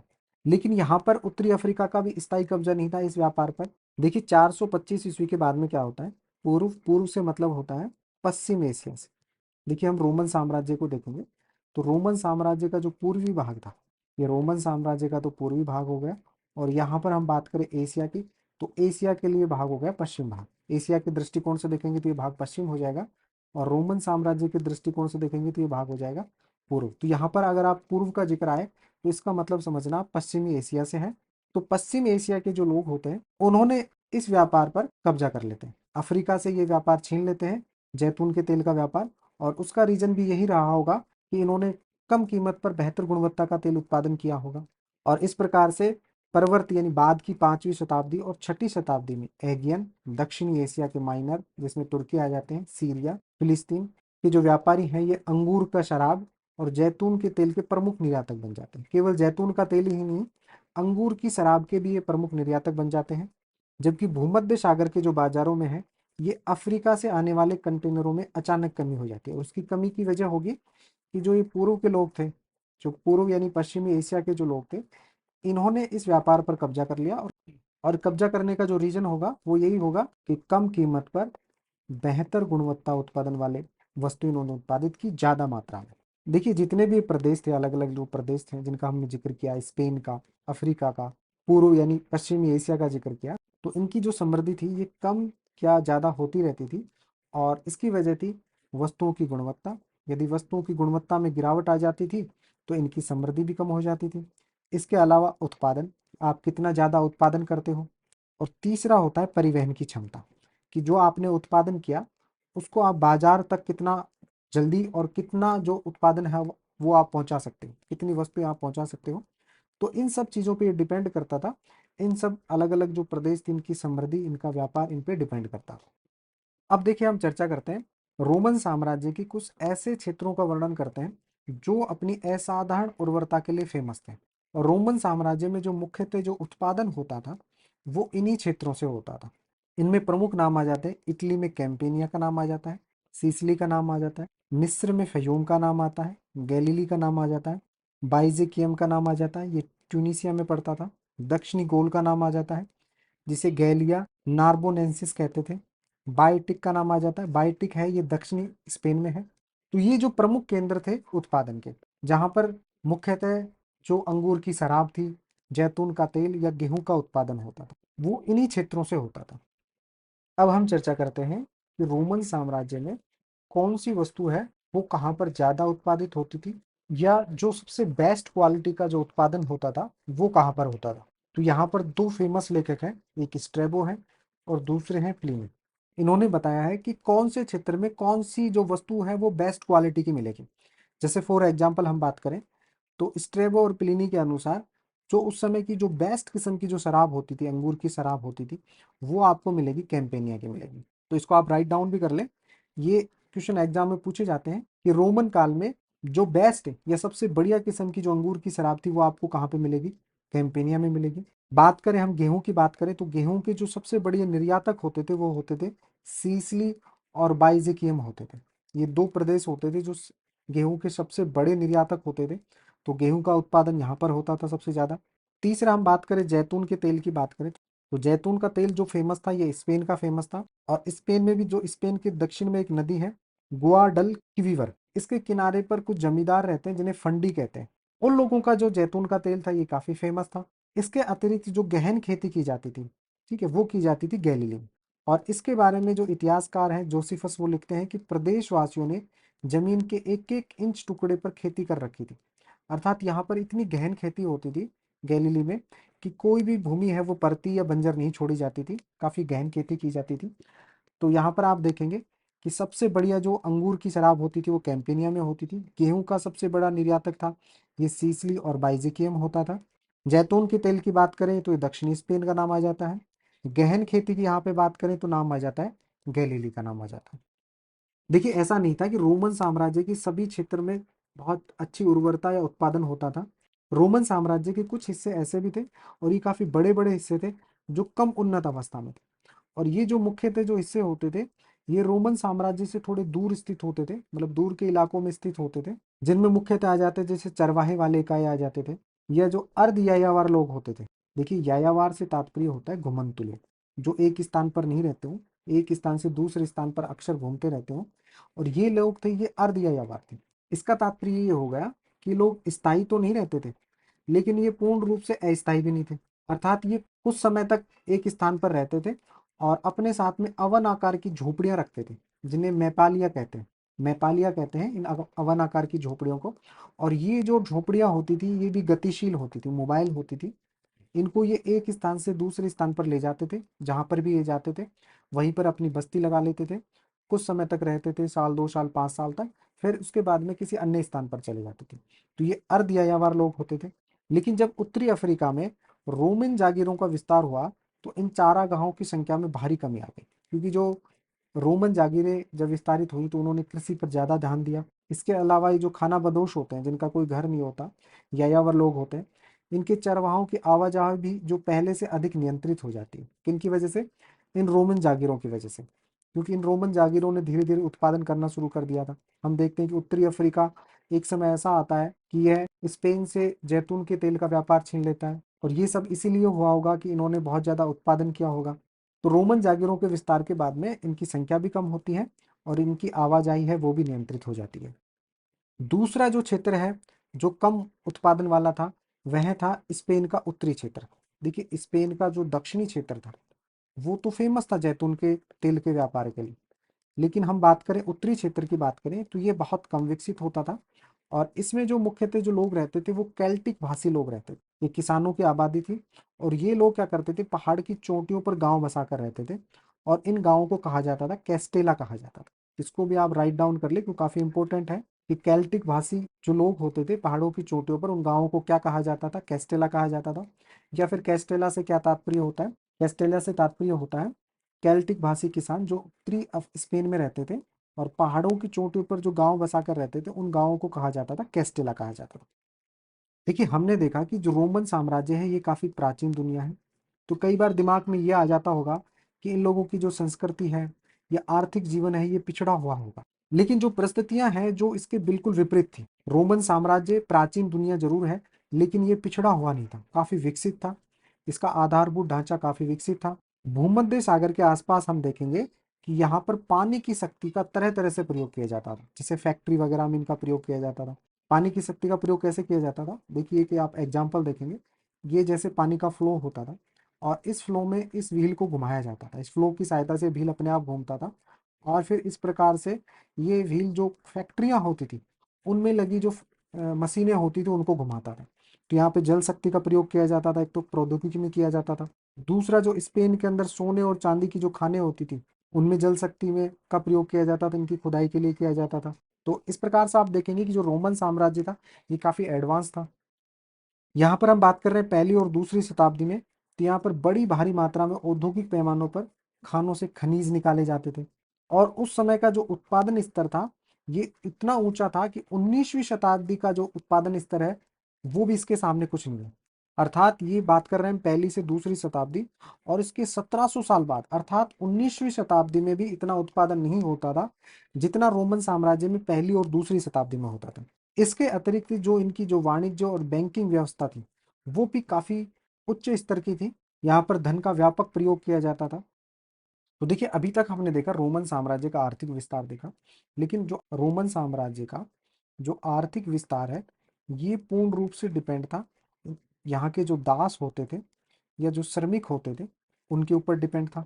तो अब हम चर्चा करते हैं श्रमिक नियंत्रण के ऊपर चर्चा करते हैं, अर्थात जो दासों के संबंध में इतिहासकारों का जो दृष्टिकोण है उसके संबंध में हम चर्चा करते हैं। तो देखिए जो दास है ये मुख्यतः आपको मिलेंगे भूमध्य सागर निकटवर्ती पूर्व अर्थात जो पश्चिमी एशिया है वहां पर मिलेंगे। यहाँ पर जो दासता की जो जड़ें थी वो काफी गहरी थी, मतलब बहुत ज्यादा मात्रा में यहाँ पर दासता उत्पन्न थी। और ये जड़ें इतनी गहरी थी जब चौथी शताब्दी में कॉन्स्टेंटिनोपोल के द्वारा ईसाई धर्म को राज्य धर्म बना लिया गया था, उसके बाद में गुलामी की प्रथा को कोई गंभीर चुनौती नहीं मिली। ईसाई धर्म आने के बाद में भी वहाँ जो ईसाई धर्म के प्रचारक होते थे, बिशप होते थे, तो इन्होंने भी कोई खास चुनौती नहीं दी इस दास्ता को, तो इनकी जड़ें इतनी गहरी हुआ करती थी। लेकिन इसका अर्थ ये बिल्कुल भी नहीं है कि रोम की जो अर्थव्यवस्था होती है इसमें अधिकांश श्रम है वो दासों के द्वारा ही किया जाता था। इसके अतिरिक्त भी जो लोग होते थे वो श्रम करते थे, उनके बारे में भी हम चैप्टर के अंत में चर्चा करेंगे। यहाँ पर हम चर्चा कर रहे हैं दासों की चर्चा कर रहे हैं। तो देखिए ऑगस्टस के शासनकाल में इटली की कुल जनसंख्या 75 लाख थी और इस आबादी में 30 लाख थे वो दास हुआ करते थे। तो उन दिनों जो दासों को पूंजी निवेश की दृष्टि से देखा जाता है, पूंजी निवेश की दृष्टि से मतलब होगा जैसे हम कोई कोई जमीन खरीदते हैं या कोई कहीं पर कोई निवेश करते हैं किसी वस्तु या अन्य स्थान पर, तो हम देखते हैं कि उसका रिटर्न हमें मिलेगा। तो यहाँ पर जो दास होते थे उनको भी एक तरीके से पूंजी निवेश की दृष्टि से देखा जाता था, उनसे उत्पादन कार्य करवाया जाता था, उनका क्रय विक्रय भी किया जाता था। देखिए रोमन साम्राज्य की बात करें तो उच्च वर्ग के जो लोग थे ये दासों के प्रति क्रूरता का व्यवहार करते थे। और इसकी जानकारी मिलती है कि रोमन लेखक हैं, उन्होंने जमींदारों को सलाह दी कि गुलामों को ऐसी जगह पर इस्तेमाल ना करें जिससे उनके स्वास्थ्य को मलेरिया जैसी बीमारी से नुकसान पहुंच सके। यहाँ पर रोमन जो लेखक है वो ये कहना चाहते हैं कि यदि आप ऐसी जगह पे काम कराओगे जहाँ पे दास बीमार हो जाएंगे तो आपका लंबे समय तक आपका काम रुक जाएगा। आपको दाशों पर जो ट्रीटमेंट होगा दवाई वगैरह का वो खर्चा अलग से करना पड़ेगा। इसके अतिरिक्त जो आपका उत्पादन कार्य है वो भी रुक जाएगा। तो यह जो इनके विचार थे दासों के प्रति ये सहानुभूति पर आधारित नहीं थे, ये आधारित थे हिसाब किताब पर आधारित थे। जबकि यहाँ के जो साधारण लोग होते थे इनके प्रति सहानुभूति रखते थे। इसकी हमें पता चलती है नीरो के शासन में एक घटना घटती है जिसका वर्णन करते हैं इतिहासकार जो टैसिटस है वो वर्णन करते हैं। वो घटना क्या होती है कि एक बार क्या होता है एक दास है वो अपने मालिक की हत्या कर देता है। और रोमन साम्राज्य में परंपरा थी कि यदि कोई दास मालिक की हत्या कर दे तो उस छत के नीचे जितने भी दास हैं उन सबको मौत की सजा दी जाए। तो यहाँ के जो साधारण लोग थे इन्होंने इसके खिलाफ आंदोलन किया, जो निर्दोष दास हैं उनको बचाने के लिए आंदोलन किया। जो सेनेट होती है रोमन साम्राज्य की, उन्होंने अंत में ये फैसला लेते हैं कि इन दासों को फांसी की सजा दी जाए। तो लोग और इनके विरोध में इस फांसी को रुकवाने के लिए आ जाते हैं। तो इस घटना से ये पता चलता है कि जो साधारण जो लोग होते थे इन दासों के प्रति सहानुभूति रखते थे। देखिए अब क्या होता है कि पहली और जो दूसरी शताब्दी होती है इनमें शांति स्थापित हो गई थी। ऑगस्टस का जो साम्राज्य है ये शांति के लिए जाना जाता है। और दास होते थे ये मुख्यतः बनते थे लड़ाई झगड़ों से। जैसे कोई राजा अन्य राजा पे जब आक्रमण करता था तो जो लोग हार जाते थे उनको दास बना लिया जाता था। तो अब जब शांति स्थापित हो गई तो दासों की जो आपूर्ति है वो भी कम हो जाती है। अब ये लोग क्या करते हैं, दास प्रजनन और वेतन भोगी जो मजदूर होते हैं इस प्रकार के ये विकल्प ढूंढते हैं। अब हम यहाँ पे चर्चा करते हैं कि दास प्रजनन क्या होता था, ये जो स्लेव ब्रीडिंग क्या होती थी इसके बारे में हम चर्चा करते हैं। देखिए ये दासों की संख्या बढ़ाने की प्रथा होती थी। इसके अंतर्गत क्या किया जाता था, जो दासियां होती थी दास स्त्रियां होती थी, इसके अतिरिक्त जो पुरुष होते थे उनको ज़्यादा से ज़्यादा बच्चे उत्पादन करने के लिए प्रोत्साहित किया जाता था, ताकि जो ये बच्चे पैदा हों ये भी आगे चलकर दास बने। तो एक तरीका तो इन्होंने ये अपनाया कि जब दासों की आपूर्ति कम हो गई। दूसरा जो इन्होंने तरीका अपनाया वो अपनाया था वेतनभोगी मजदूर। तो इसके बारे में भी हम चर्चा करते हैं। देखिए वेतनभोगी जो मजदूर है ये अपनाने का जो मुख्य रीजन था ये था कि ये सस्ते पड़ते थे। और इसकी वजह ये थी कि जब आप काम हो तो आप मजदूर रखो और जब आपका काम नहीं हो तो आप इनको छोड़ दो। और ये सस्ते इसलिए पड़ते थे कि यदि आप दास रखते हो तो दास के लिए भोजन की व्यवस्था, वो बीमार हो गया तो उसके लिए दवाइयों की व्यवस्था, उसके लिए कपड़ों की व्यवस्था, उसके लिए घर बनाने पड़ते थे अलग से, तो इनका खर्चा ज़्यादा आता था। तो इनकी जो लागत थी वो जो वेतनभोगी मजदूर थे उनसे कहीं ज़्यादा आती थी। दूसरा जो इन्होंने विकल्प चुना वो चुना वेतनभोगी मजदूर चुने, क्योंकि जो अधिकतर जो सरकारी निर्माण कार्य होते थे उनमें भी वेतनभोगी मजदूरों से काम लिया जाने लगा। और उसका रीजन था कि गुलामों का जो वर्ष भर का खर्चा होता था वो ज़्यादा होता था। हम चर्चा करते हैं व्यापार प्रबंधक के रूप में चर्चा करते हैं। देखिए जब आपूर्ति कम हो गई तो इन लोगों ने जो गुलाम होते थे उनको व्यापार प्रबंधक के रूप में नियुक्त किया ताकि कम लोगों की आवश्यकता हो। और इसके लिए इन्होंने दासों और मुक्त व्यक्तियों को व्यापार प्रबंधक के रूप में नियुक्त किया। जो मालिक हैं वो क्या करते थे कि जो गुलाम है या मुक्त हुए गुलाम, अर्थात जो पहले गुलाम थे अब मुक्त हो गए, इनको व्यापार चलाने के लिए पूंजी देते थे। कुछ मालिक क्या करते थे, अपना पूरा की पूरा कारोबार है वो इन दासों को सौंप देते थे, क्योंकि रोमन साम्राज्य में एक रिवाज भी रहा है कि दास है वो भी परिवार का हिस्सा होते हैं। तो इस प्रकार से इन्होंने दासों को व्यापार प्रबंधक के रूप में यूज किया। अब हम चर्चा करते हैं, श्रम प्रबंधन की चर्चा करते हैं। देखिए, जो रोमन कृषि विषय के जो लेखक हैं, इन्होंने श्रम प्रबंधन की तरफ बहुत ज़्यादा ध्यान दिया, और उन्हीं में से एक लेखक आ जाता है, कोलुमेला आ जाता है। ये दक्षिणी स्पेन से आए थे, और इनका मानना था कि जो जमींदार हैं, इनको ज़रूरत से दुगनी संख्या में उपकरण और औजार रखने चाहिए। इनका एक सुरक्षित भंडार होना चाहिए, ताकि उत्पादन लगातार होता रहे। और इसके पीछे का जो रीजन बताया, इन्होंने कहा कि दास संबंधी जो श्रम समय की हानि होती है वो ऐसी मदों की लागत से अधिक बैठती है। देखो, इसको समझने का हम प्रयास करते हैं। इनका मानना था, यदि आप औजार हैं और उपकरण हैं, ये आप दुगने रखेंगे, जैसे कोई औजार खराब हो गया या टूट गया, तो आपके पास में एक एक्स्ट्रा औजार या उपकरण होना चाहिए, ताकि जिससे आप गुलामों से काम ले सकें। क्योंकि अगर आप सिंगल औजार या सिंगल उपकरण रखेंगे, तो वो टूट गया तो उसको लाने में आपको टाइम लगेगा, तब तक का आपका दास है वो फ्री बैठा रहेगा, फ्री का भोजन खाएगा। तो इस प्रकार से ये लागतें ज़्यादा आएगी। और यदि आप अपने औजार या उपकरण को डबल कर लेंगे, तो आपकी लागत काफ़ी कम हो जाएगी, और आपका ये जो खर्चा है डबल उपकरण का या औजार खरीदने का, वो भी इसी से निकल जाएगा, क्योंकि आपका जो उत्पादन है वो लगातार चलता रहेगा। इसके अतिरिक्त इन्होंने एक सिफारिश और की। इनका मानना था कि निरीक्षण बहुत जरूरी है, क्योंकि निरीक्षण के बिना कोई भी काम ठीक ठाक से नहीं होगा। तो इसलिए इन्होंने क्या किया कि निरीक्षण को सरल बनाने के लिए जो श्रमिक होते थे या कामगार होते थे, उनके छोटे छोटे दलों में विभाजित किया। और यहाँ पर जो कोलू मेला है, इनका मानना था कि 10-10 श्रमिकों का समूह बनाना चाहिए। देखिए, समूह बनाने के पीछे इनका रीजन क्या होता था कि कुछ लोग होते थे जो बहुत ज़्यादा हार्ड वर्कर होते थे, कुछ लेजी होते थे, तो कुछ बहुत ज़्यादा काम करते थे, कुछ काम नहीं करते थे। तो यदि आप इनका छोटे छोटे श्रमिकों का समूह बना दोगे, तो आपको ये पता चल जाएगा कि कौन लोग काम कर रहे हैं और कौन लोग काम चोरी कर रहे हैं। तो यहाँ पर ये पता चलता है कि उस समय में श्रम प्रबंधन के बारे में काफ़ी विचार किया गया होगा।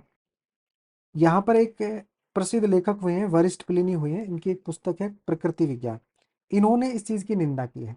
ये जो निरीक्षण है, इसको अमानवीय बताया है, ठीक है, अनह्यूमन बताया है, और इसकी निंदा की है। अक्सर क्या किया जाता था कि ये जो ग्रुप बनाए जाते थे 10-10 लोगों के या कम या ज़्यादा लोगों के, इन जो गुलाम होते थे इनके श्रमिकों को जंजीरों से बांध दिया जाता था। प्लिनी के अनुसार ये काफ़ी निंदनीय काम था, अमानवीय व्यवहार था। तो इस बात का प्लिनी ने विरोध किया, निंदा की है। लेकिन हम बात करें आज भी आधुनिक जो हम फैक्ट्रियों की बात करें, तो यहाँ पर जो श्रम नियंत्रण है, ये आज भी ऐसा ही सिद्धांत लागू करते हैं। तो श्रम नियंत्रण है या निरीक्षण है, ये बहुत ज़रूरी है। अब तरीका थोड़ा चेंज हो गया है निरीक्षण करने का, मजदूरों के ऊपर अब कैमरे वगैरह लगा दिए जाते हैं। इसके अतिरिक्त जो वरिष्ठ प्लिनी होते हैं, इन्होंने एक सिकंदरिया एक शहर है वहाँ की, फ्रैंकीसेंस की एक फैक्ट्री है, उसका वर्णन किया है। फ्रैंकीसेंस अर्थात सुगंधित राल होता है। तो देखिए, सबसे पहले हम चर्चा करते हैं फ्रैंकीसेंस होता क्या है। देखिए, फ्रैंकीसेंस एक सुगंधित राल होता है, और ये एक यूरोपियन नाम है। और इस फ्रैंकीसेंस अर्थात जो सुगंधित राल का प्रयोग किया जाता था, धूप या अगरबत्ती इत्र बनाने के लिए इसका प्रयोग किया जाता था। और इस राल को प्राप्त किया जाता था, बोसवेलिया नामक एक वृक्ष होता था, उससे इस राल को प्राप्त किया जाता था। तो वरिष्ठ प्लिनी ने इस फैक्ट्री का वर्णन किया है। इसने कहा है कि जो कामगारों के जो ऐपन होते थे उन पे सील लगा दी जाती थी, एक मुहर लगा दी जाती थी। फैक्ट्रियों में जो मजदूर होते थे उनकी ब्रांडिंग कर दी जाती थी। तो इस बात की इन्होंने निंदा की है। इसके अतिरिक्त उन्होंने बताया कि सिर पर एक गहरी जाली और मास्क या नेट पहनाया जाता था, जो काफ़ी अनकंफर्टेबल होता था।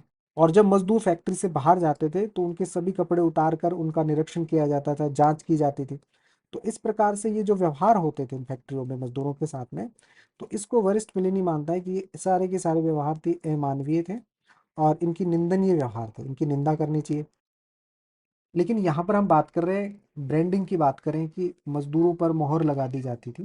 तो देखिए, इस रोमन साम्राज्य में एक कानून था, उस कानून का नाम था 398 कानून। उस कानून का नाम था, उसमें कहा गया है कि जो कामगार हैं उनको दागा जाता था, उन पे ब्रांडिंग की जाती थी। देखो, दागने का तात्पर्य होता था, आज तो मोहर वगैरह या बहुत सारी ऐसे आधुनिक टेक्नोलॉजी चल गई है जिस पे आप टैटू वगैरह बनवाते हो। उस समय दागने की क्या व्यवस्था होती थी कि जैसे कि कोई लोहे की मोहर टाइप होती थी, उसको गर्म किया जाता था, उस पर कोई चिन्ह बना होता था, और वो मजदूर पर वो लगा दी जाती थी। और ये ठप्पा हो गया है कि आज से ये मजदूर है, ये फला मालिक है, उसका गुलाम है, या उस फैक्ट्री का मजदूर है। इसके अतिरिक्त कुछ निजी मालिक के जो कामगार थे, उन्होंने ऋण संविदा के रूप में करार कर लिया था। तो ये जो मालिक थे, ये प्राइवेट फैक्ट्रियों के जो मालिक होते थे, ये क्या करते थे, जो मजदूर होते थे उन्हें कुछ ऋण संविदा अर्थात उन्हें कुछ धन दे देते थे एडवांस में, और फिर कहते थे कि आप हमारे यहाँ पर काम करो जब तक कि आप कर्ज को उतार नहीं देते। रोमन साम्राज्य में बहुत सारे परिवार ऐसे थे जो बहुत ज़्यादा गरीब होते थे, तो जीवित रहने के लिए ऋणबद्धता भी स्वीकार कर लेते थे, मतलब जिंदगी भर आप वो ऋण लेते थे और उनकी गुलामी करते थे। यहाँ पर एक सेंट ऑगस्टिन है, उनके कुछ पत्र मिले हैं, और इन्हीं पत्रों से हमें पता चला है कि कुछ माँ बाप हैं वो ऐसे होते थे जो 25 वर्ष के लिए अपने बेटे को बंधुआ मजदूर के रूप में भेजते थे। और इस पत्र में जो ऑगस्टिन है, सेंट ऑगस्टिन है, वो अपने एक वकील मित्र हैं उनसे चर्चा कर रहे हैं कि यदि पिता की मृत्यु हो जाए तो इन बच्चों को क्या आज़ाद किया जा सकता है। अर्थात जो बॉन्ड किया है, जो उन्होंने बेचा है, वो पिता ने बेचा है, इन बच्चों का तो उनमें कोई लेना देना ही नहीं था। तो क्या ऐसी परिस्थितियों में उनको आज़ाद किया जा सकता है? तो इस पत्र में इस प्रकार की बातों का जिक्र किया गया है। तो उससे ये पता चलता है कि यहाँ के जो माँ बाप होते थे वो भी कई बार बच्चों को बेच देते थे 25 वर्ष के लिए। सबसे अंत में इस चैप्टर से संबंधित जितनी भी महत्वपूर्ण डेट है और जो शब्दावली है उनके ऊपर हम चर्चा करेंगे। सबसे पहले हम चर्चा करते हैं रोमन साम्राज्य के जो प्रमुख सम्राट हैं उनके बारे में चर्चा करते हैं। तो हम यहाँ पर केवल उन्हीं सम्राटों के बारे में चर्चा करेंगे जो एग्जाम के पॉइंट ऑफ व्यू से इंपॉर्टेंट है, जिनमें प्रमुख आ जाते हैं सम्राट ऑगस्टस, टिबेरियस, सम्राट त्राजान, गैलिनस, सम्राट डायोक्लिशियन, सम्राट कॉन्स्टेंटाइन और थियोडोसियस ग्रेट। ये प्रमुख सम्राट हैं रोमन साम्राज्य के, और एग्जाम में अक्सर इन्हीं के बारे में पूछा जाता है। तो एक एक करके हम अध्ययन करते हैं। सबसे पहले हम अध्ययन करते हैं सम्राट ऑगस्टस के बारे में। देखिए, सम्राट ऑगस्टस का जो टाइम पीरियड था ये 27 ईसा पूर्व से लेकर 14 ईस्वी तक रहा था, और इन्होंने ही 27 ईसा पूर्व में रोमन गणतंत्र को समाप्त करके रोमन साम्राज्य की स्थापना की थी।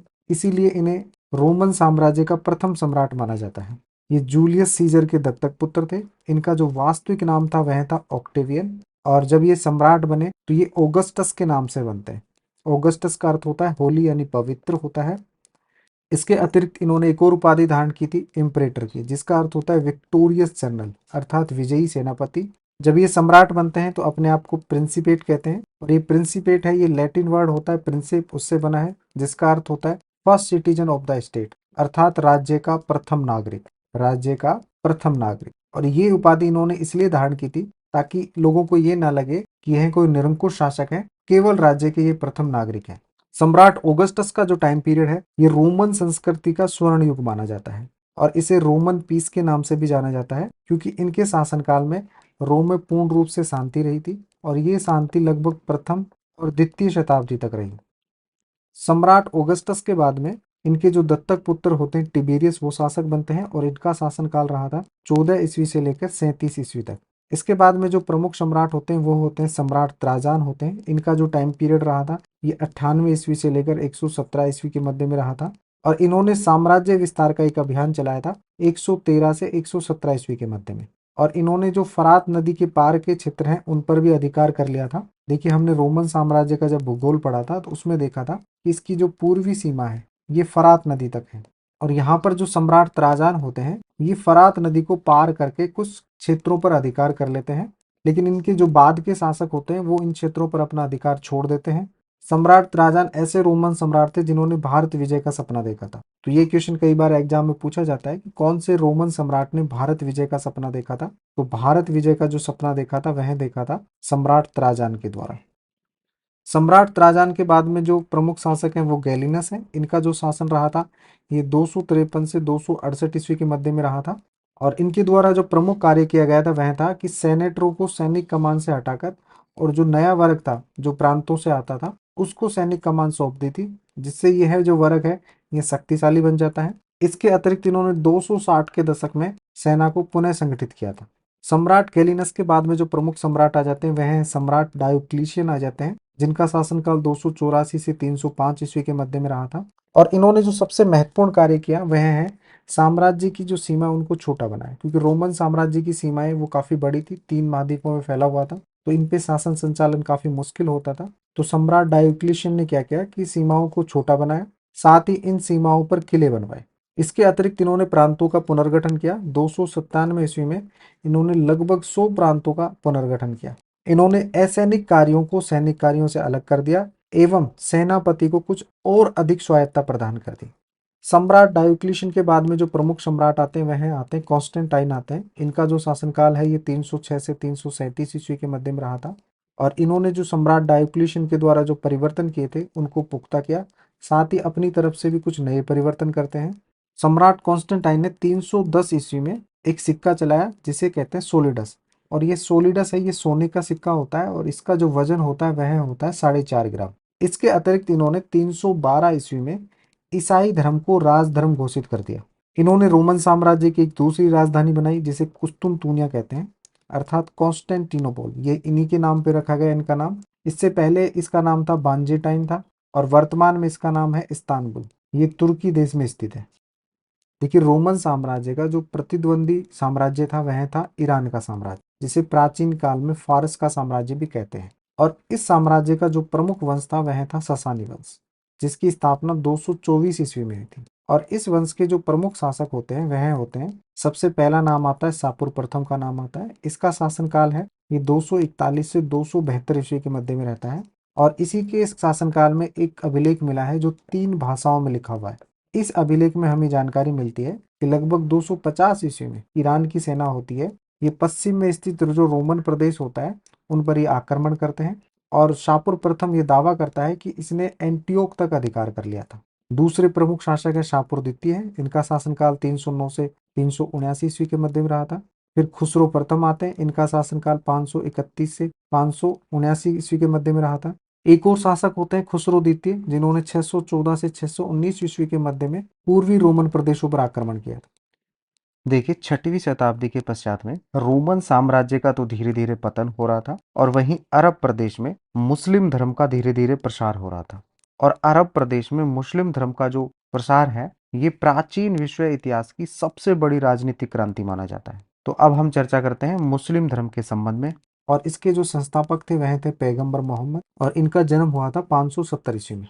और पैगंबर मोहम्मद के द्वारा 622 ईस्वी में मक्का छोड़कर मदीना चले गए थे, और इस घटना को इस्लाम में हिजरत कहा जाता है। और इसी समय से जो मुस्लिम संवत है उसका प्रारंभ माना जाता है, जिसे हिजरी संवत कहते हैं। मुस्लिम सेनाओं के द्वारा सीरिया, मिस्र, इराक, ईरान और फिलिस्तीन पर जो नियंत्रण स्थापित किया गया था यह किया था 633 से 642 ईस्वी के मध्य में।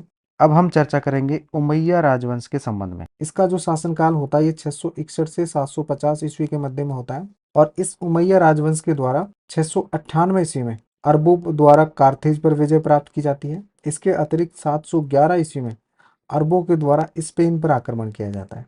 तो ये रोमन साम्राज्य से संबंधित कुछ महत्वपूर्ण तिथियां थी और उनसे संबंधित घटनाएं थी। अब हम चर्चा करते हैं रोमन साम्राज्य से संबंधित जो महत्वपूर्ण शब्दावली है उसके संबंध में हम चर्चा करते हैं। सबसे पहले हम चर्चा करते हैं वर्ष वृतांत की। देखिए रोमन साम्राज्य के जो इतिहासकार थे, समकालीन जो इतिहासकार थे, वो उस समय का जो इतिहास लिखते थे वो वार्षिक आधार पर लिखते थे, अर्थात प्रतिवर्ष लिखा करते थे, जिन्हें वर्ष वृतांत कहा जाता है। दूसरी यहाँ पे शब्दावली है पेपाइरस। देखिए पेपाइरस एक पौधा होता था जो मिस्र में नील नदी के किनारे हुआ करता था, और इसी पौधे के पत्तों पर ये वर्ष वृतांत लिखे जाते थे। अब हम चर्चा करते हैं पेपाइरस शास्त्री की चर्चा करते हैं, जिन्हें पेपाइरोलॉजिस्ट भी कहा जाता है। जो पेपाइरोलॉजिस्ट होते थे इनका जो मुख्य कार्य होता था वह होता था जो पेपाइरस पत्थर होते हैं उनके ऊपर संविदा पत्र, लेख, संवाद पत्र और सरकारी दस्तावेजों को लिखना और उनका प्रकाशन करवाना होता था। और इन्हीं लोगों को कहा जाता था पेपाइरस शास्त्री, अर्थात पेपाइरस विज्ञानी कहा जाता था। दूसरी शब्दावली आती है ताचिन। देखिए हमने देखा था कि जो रोमन साम्राज्य है ये 3 महाद्वीपों में फैला हुआ था, मुख्यतः यूरोप, उत्तरी अफ्रीका और पश्चिमी एशिया। इसके अतिरिक्त जो दूसरा प्रमुख साम्राज्य होता है वह होता है ईरान। इसका जो साम्राज्य था ये कैस्पियन सागर के दक्षिण से पूर्वी अरब तक फैला हुआ था। और कभी कभी जो ईरानी साम्राज्य का नियंत्रण है ये अफगानिस्तान के कुछ भागों तक होता था। तो इन 2 महाशक्तियों के द्वारा विश्व के अधिकांश भागों को बांट रखा था, और इन्हीं भागों को जो चीनी लोग होते थे वो ताचिन कहते थे। अब हम चर्चा करते हैं गणतंत्र की। देखिए रोमन साम्राज्य से पूर्व रोमन गणतंत्र होता है, और इस गणतंत्र का जो शासनकाल होता है ये 509 ईसा पूर्व से लेकर 27 ईसा पूर्व के मध्य में रहता है। ये रोमन साम्राज्य की एक शासन व्यवस्था थी जिसकी वास्तविक सत्ता होती थी ये सेनेट के हाथ में होती थी। और यहाँ पर जो सेनेट होती थी, ये जो निकाय होती थी, ये कुलीन या अभिजात वर्ग होता है, धनिक वर्ग होता है, ये इसका प्रतिनिधित्व करता था। और इसके जो सदस्य हैं उनको कहा जाता था सेनेटर कहा जाता था। रोमन साम्राज्य है, इसको दो भागों में बांटा गया है और इनके बीच में आती है तीसरी शताब्दी। तीसरी शताब्दी के जो पहले का जो टाइम पीरियड है उसे तो कहा जाता है पूर्ववर्ती रोमन साम्राज्य कहा जाता है, और तीसरी शताब्दी के बाद के जो समय है उसको कहा जाता है परवर्ती रोमन साम्राज्य कहा जाता है। तो अर्थात पूर्वी रोमन साम्राज्य का मतलब हो गया 27 ईसा पूर्व से लेकर तीसरी शताब्दी का जो मुख्य भाग है वह पूर्वी रोमन साम्राज्य के अंतर्गत आता है, जबकि परवर्ती रोमन साम्राज्य है ये तीसरी शताब्दी के बाद का जो समय है जिसमें चौथी शताब्दी से लेकर और 7वीं शताब्दी तक का टाइम पीरियड आ जाता है, ये कहलाता है परवर्ती साम्राज्य। निकटवर्ती पूर्व, देखिए जो भूमध्य सागर में जो रहने वाले लोग थे, भूमध्य सागरीय जो प्रदेश थे, इनके जो पूर्व में जो क्षेत्र स्थित होते थे उन्हें कहा जाता था निकटवर्ती पूर्व कहा जाता था, जिसके अंतर्गत आ जाते थे सीरिया, फिलिस्तीन, मेसोपोटामिया और अरब आ जाते थे। अब हम चर्चा करते हैं रोमोत्तर राज्य। देखिए जब पश्चिमी रोमन साम्राज्य का विखंडन हो गया था तो उत्तर से आने वाली जर्मन मूल की कुछ समूह होते हैं, वो अपने अपने राज्य स्थापित करते हैं और इन्हीं राज्यों को कहा जाता है रोमोत्तर राज्य कहा जाता है, जिनमें प्रमुख आ जाते हैं स्पेन के विसिगोथों का राज्य आता है, फ्रैंको का राज्य आ जाता है, इटली में लोम्बार्डो का राज्य आ जाता है। तो ये राज्य कहलाते हैं रोमोत्तर राज्य कहलाते हैं। देखिए रोमन साम्राज्य के दो प्रमुख सिक्के थे, पहला दिनारियस है और दूसरा है सोलिडस। दिनारियस है ये विशुद्ध चांदी का सिक्का था जिसका वजन होता था 4.5 ग्राम, और सोलिडस है ये सोने का सिक्का होता था और इसका भी वजन होता था 4.5 ग्राम। देखिए परवर्ती काल में क्या होता है, अर्थात तीसरी शताब्दी के बाद में स्पेन की खानों से चांदी आती थी, उस चांदी में कमी आ जाती है। इसीलिए जो सम्राट कॉन्स्टेंटाइन होते हैं वो एक नवीन मुद्रा प्रणाली जारी करते हैं जिनमें सोने के सिक्के जारी किए जाते हैं और उन्हीं सोने के सिक्कों को सोलिडस कहा जाता है। अब हम चर्चा करते हैं एम्फोरा और ड्रेसल 20 की। देखिए एम्फोरा से तात्पर्य होता है रोमन साम्राज्य में शराब, जैतून का तेल या अन्य जो तेल पदार्थ होते हैं उनकी ढुलाई के लिए जिन मटकों या कंटेनरों का यूज किया जाता था उन्हें एम्फोरा कहा जाता था। जबकि हम बात करें ड्रेसल 20 की, तो ड्रेसल 20 है ये स्पेन में उत्पादित जैतून के तेल को जिन कंटेनरों में ले जाया जाता था उनको कहा जाता था ड्रेसल 20, और ये नाम है एक पुरातत्वविद है हेनरी ड्रेसल, उनके नाम पे दिया गया है।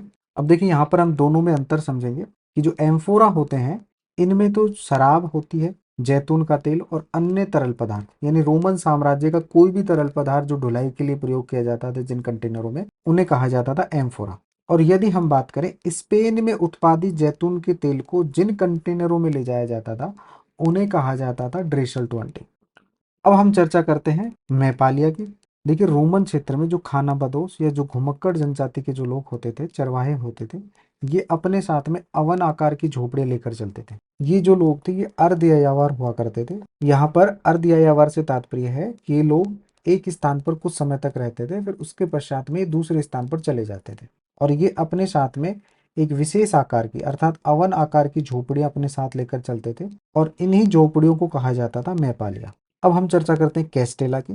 तो देखिए स्पेन का जो कम विकसित क्षेत्र है, उत्तरी क्षेत्र, यहाँ पर केल्टिक भाषी किसान रहते हैं, और ये किसान है ये पहाड़ियों की चोटियों पर गांव बसाकर रहते हैं, और इन्हीं गांवों को कहा जाता है कैस्टेला कहा जाता है। अब हम चर्चा करते हैं दास प्रजनन की चर्चा करते हैं। तो देखिए हमने देखा था कि प्रथम और जो द्वितीय शताब्दी होती है इसमें शांति स्थापित हो जाती है, और यही वजह थी कि दासों की आपूर्ति में भी कमी आ जाती है। तो रोमन साम्राज्य में दासों की संख्या बढ़ाने के लिए एक प्रथा होती थी जिसे दास प्रजनन कहते थे। इसके अंतर्गत क्या किया जाता था, जो दासियां होती थी और जो दास पुरुष होते थे उनको अधिक से अधिक बच्चे उत्पादित करने के लिए प्रोत्साहित किया जाता था, जिससे आगे चलकर जो उनके बच्चे होंगे वो भी दास बन सके, और इस प्रथा को कहा जाता था दास प्रजनन। अब हम चर्चा करते हैं फ्रैंकीसेंस। देखिए फ्रैंकीसेंस से तात्पर्य होता है एक सुगंधित राग, ये इसका एक यूरोपियन नाम है, और इस फ्रैंकीसेंस से धूप, अगरबत्ती, इत्र बनाने का कार्य किया जाता है, और इस फ्रैंकीसेंस को प्राप्त किया जाता था बोसवेलिया नामक एक वृक्ष होता था उससे प्राप्त किया जाता था। अब हम चर्चा करते हैं एकाश्म। देखिए वैसे तो एकाश्म का जो शाब्दिक अर्थ होता है वह होता है चट्टान का एक बड़ा टुकड़ा, लेकिन रोमन साम्राज्य में जब हमने धार्मिक आधार पढ़ा था रोमन साम्राज्य का, उसमें हमने पढ़ा था कि जो यहूदी धर्म है ये एकाश्म नहीं है, एकाश्म नहीं है। तब हमने एकाश्म शब्द का प्रयोग देखा था। तो यहाँ पर जो एकाश्म शब्द है इसका प्रयोग होता है मानव इकाइयों के लिए, अर्थात जब समाज या संस्कृति में विविधताओं की तो कमी हो और आंतरिक एक रूपता दिखाई दे तो उस समाज या संस्कृति को एकाश्म कहा जाता है। और इस शब्द का प्रयोग पढ़ा था हमने यहूदी धर्म के संबंध में कि यहूदी धर्म में एकाश्म नहीं है, अर्थात इसमें विविधताओं की तो अधिकता है और आंतरिक एक रूपता की कमी है। अब हम चर्चा करते हैं ईसाईकरण के संबंध में। देखिए, ईसाईकरण वह प्रक्रिया है जिसके अंतर्गत जो ईसाई धर्म है इसको विभिन्न समुदायों के मध्य में विस्तारित किया जाता है और उसको वहां का प्रमुख धर्म बना दिया जाता है। इसे कहा जाता है ईसाईकरण। देखिए, इस वीडियो में हमने चर्चा की थी रोमन साम्राज्य के ऊपर, अर्थात 3 महाद्वीपों में फैला हुआ जो साम्राज्य है उसके ऊपर हमने चर्चा की। नेक्स्ट वीडियो में हम चर्चा करेंगे यायावर साम्राज्य के ऊपर। आपको हमारा वीडियो अच्छा लगा तो इसे लाइक करो, शेयर करो, साथ ही चैनल को सब्सक्राइब करो। Thank you for watching.